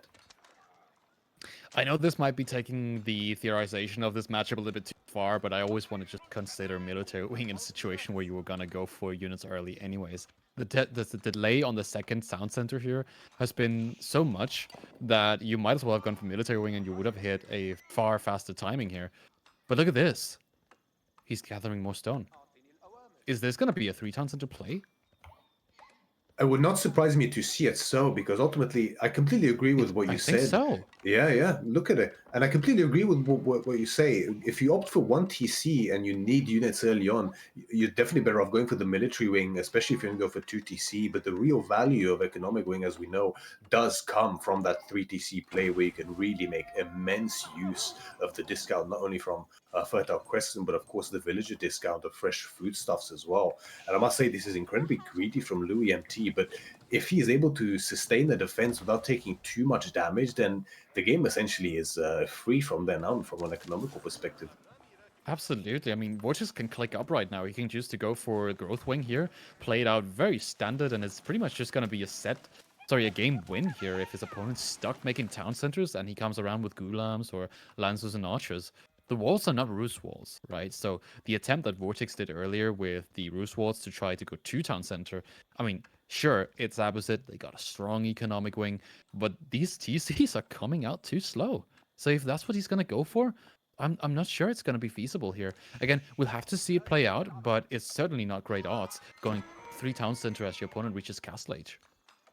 There's a bit of a worry that this will turn into an almost reversal of the Jushi Roos game, right? Where, sure, Hmm. you're leading economically, but you might be hit by a timing of armored units that you simply cannot deal with. I mean, of course, Abbasid has access to the Camel Archer as well as spears to deal with any Camel Lancer shenanigans naturally, but that can only take you so far, especially because the Camel Lancers will not be debuffed by the Camel Archer as regular horse cavalry units would naturally.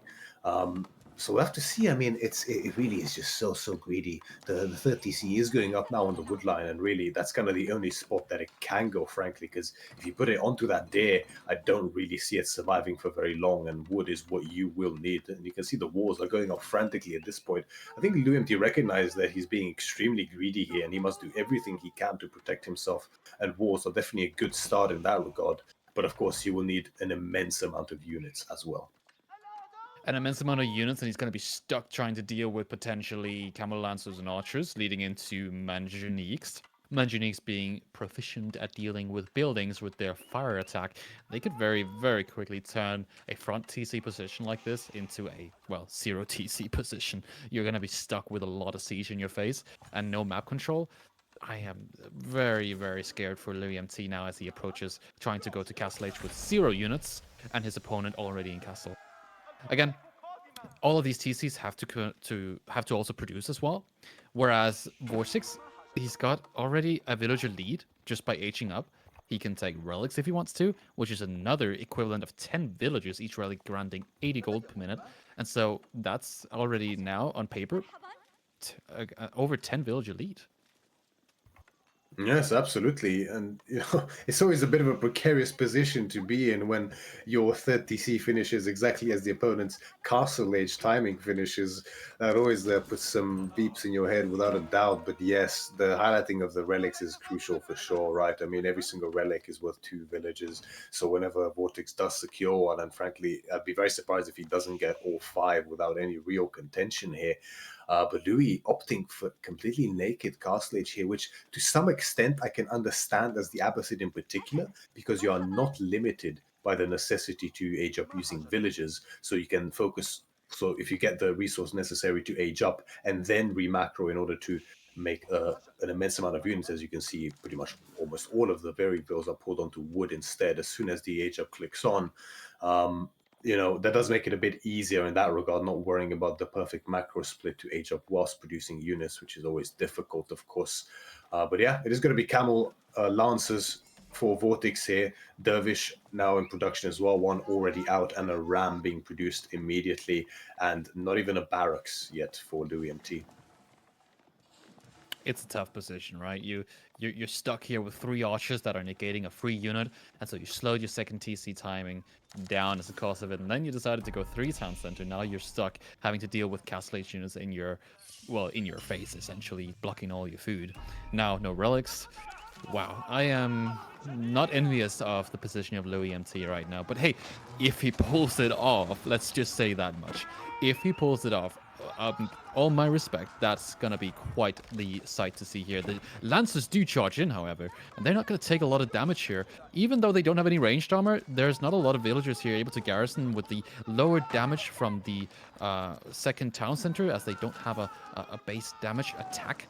They're just stuck doing garrison damage, and so these Lancers are already idling out economy now and killing villas. 7 villager kills already.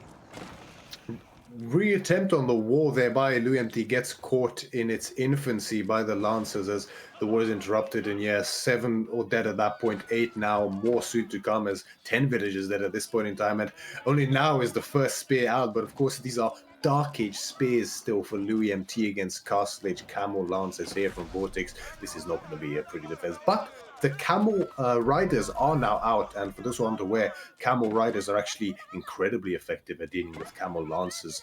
Um, due to the classification, of course, light melee cavalry are the camel riders compared to the heavy that the camel lancers have. You can see a comparison of stats here. Very thankful by Cal. But yes, now these camel riders will make a defense slightly easier, and he might be able to fend off this initial attack, but you can see that the damage has been done, right? I mean, the village accounts are even again now after the 12 were killed by Vortex. Relics being picked up behind this soon enough. Sacred sites will be locked in as well. And once archers are added into the mix, which is of course Vortex not missing a beat, is already on the way, I don't see Louis MT holding for much longer. I mean, Vortex recognizes it correctly, right? You gotta take it for face value. You're up against so much anti-cavalry that if you are to go full Camel Lancer, you will potentially just get full countered. But if he goes full archers here, something pretty extraordinary will happen. The archers will counter not only the spears, they'll also counter the crossbows, and they'll do pretty well against the light cavalry, the camel riders as well. And so all he has to really worry about is potentially the addition of Ghulams, as we see here. Louis is now pivoting into that very same man-at-arm heavy unit, the Ghulam. Yes, crossbows and ghulams will be the name of the game here for Louis, which does make sense. I mean, you need a front line to hold against the camel lancers that is not susceptible to archer fire, and ghulam will be your best bet in that regard. You can see how much Louis is struggling here with the economy. He's idled out on the wood. His food is anemic as well. The only real thing he has access to now is gold, which sure is great for luxury units, but without the other two, you really won't be able to produce that many, as the initial secondary town center is now under fire by Vortex's Camel Lancers, as he looks to now make a bit of a trade onto the units, but it's still tough to push into. And honestly, I mean, with the TC not going down, it's not looking horrible here for Louis, but you're still 5 relics down, sacred sites now being locked down, and sure, your economy is stronger on paper. It is offset a lot by this passive gold income. I mean, it is bad. Let's be honest. He's down 13 villas. It's an equal villager count, pretty much. And I'm gonna play devil's advocate here. It's a tough one to play out. If he does manage to, it would be because his Townsend just does not go down. But facing reality, looking at the position that Vortex is playing, he has about 3,000 resources coming in per minute, and his opponent's been at 1,000 for a couple of minutes now. We are far behind on Team Louis MC here, and that's a big problem. Now the Rams coming in, and most of the units being countered by archers. It's really on Louis to defend this now, as he decided to go for that 3 town center play. Completely correct, and with 2 battering rings now instead, helping this push by Vortex, as well as a few of his the archers now having pretty much all of the upgrades necessary to take this fight. Camel Lancers look for a screen there. They do get a charge off and then back off, rightfully so.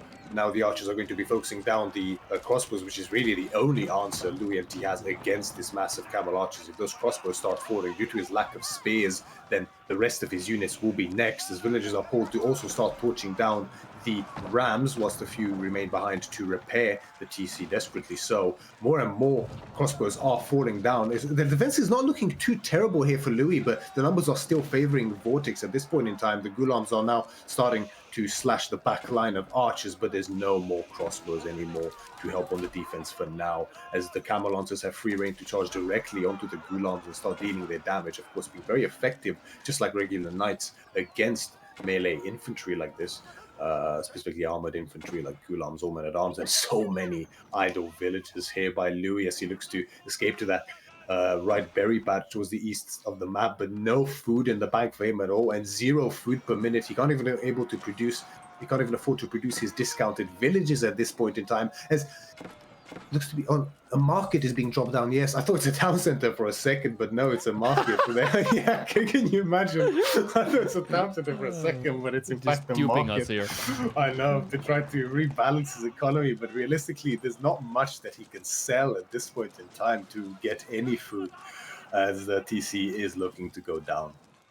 I mean, even if he does drop down a 4th town center here at the 16-minute mark, facing this all-in, he has already sold his soul, and it's pretty much over at this stage now. Just the mere torch damage from the few camel lances that he has is able to take down the first of the 2nd town centers, and here comes the second town center.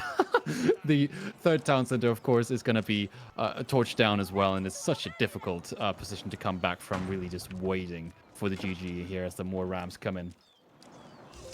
Yeah, and even managing Neeks could have been the answer that Vortex looks for. It's just a matter of time. But GG does get called here by Louis MT, as he is taken down in the 5th and final game of this play or 5 set between Vortex and Louis, as Vortex takes the victory 4-1 Definitely needed these points after the first match of the day. So now, only by 1 point, I believe, is MarineLord's team leading, if I'm not mistaken, or is a win 2 points? I'm not too sure, but It's a 6-4, I believe, at this stage, and so that means that tomorrow's 3 sets are gonna be ever more important as they are quite close, almost tied currently, with that 6-4 division. Of course, 4 points for Beastie's team and 6 points for MarineLord's team. It's up to the remainder of the players that are on the teams to take this to the victory that it needs to be, the 13 points. Now, again, just to conclude this final game here, Abbasid versus Ayubit, very, very risky strat overall from Louis MT. I mean, you're really just not going to be able to do much with such a late second town center and then a third town center eventually.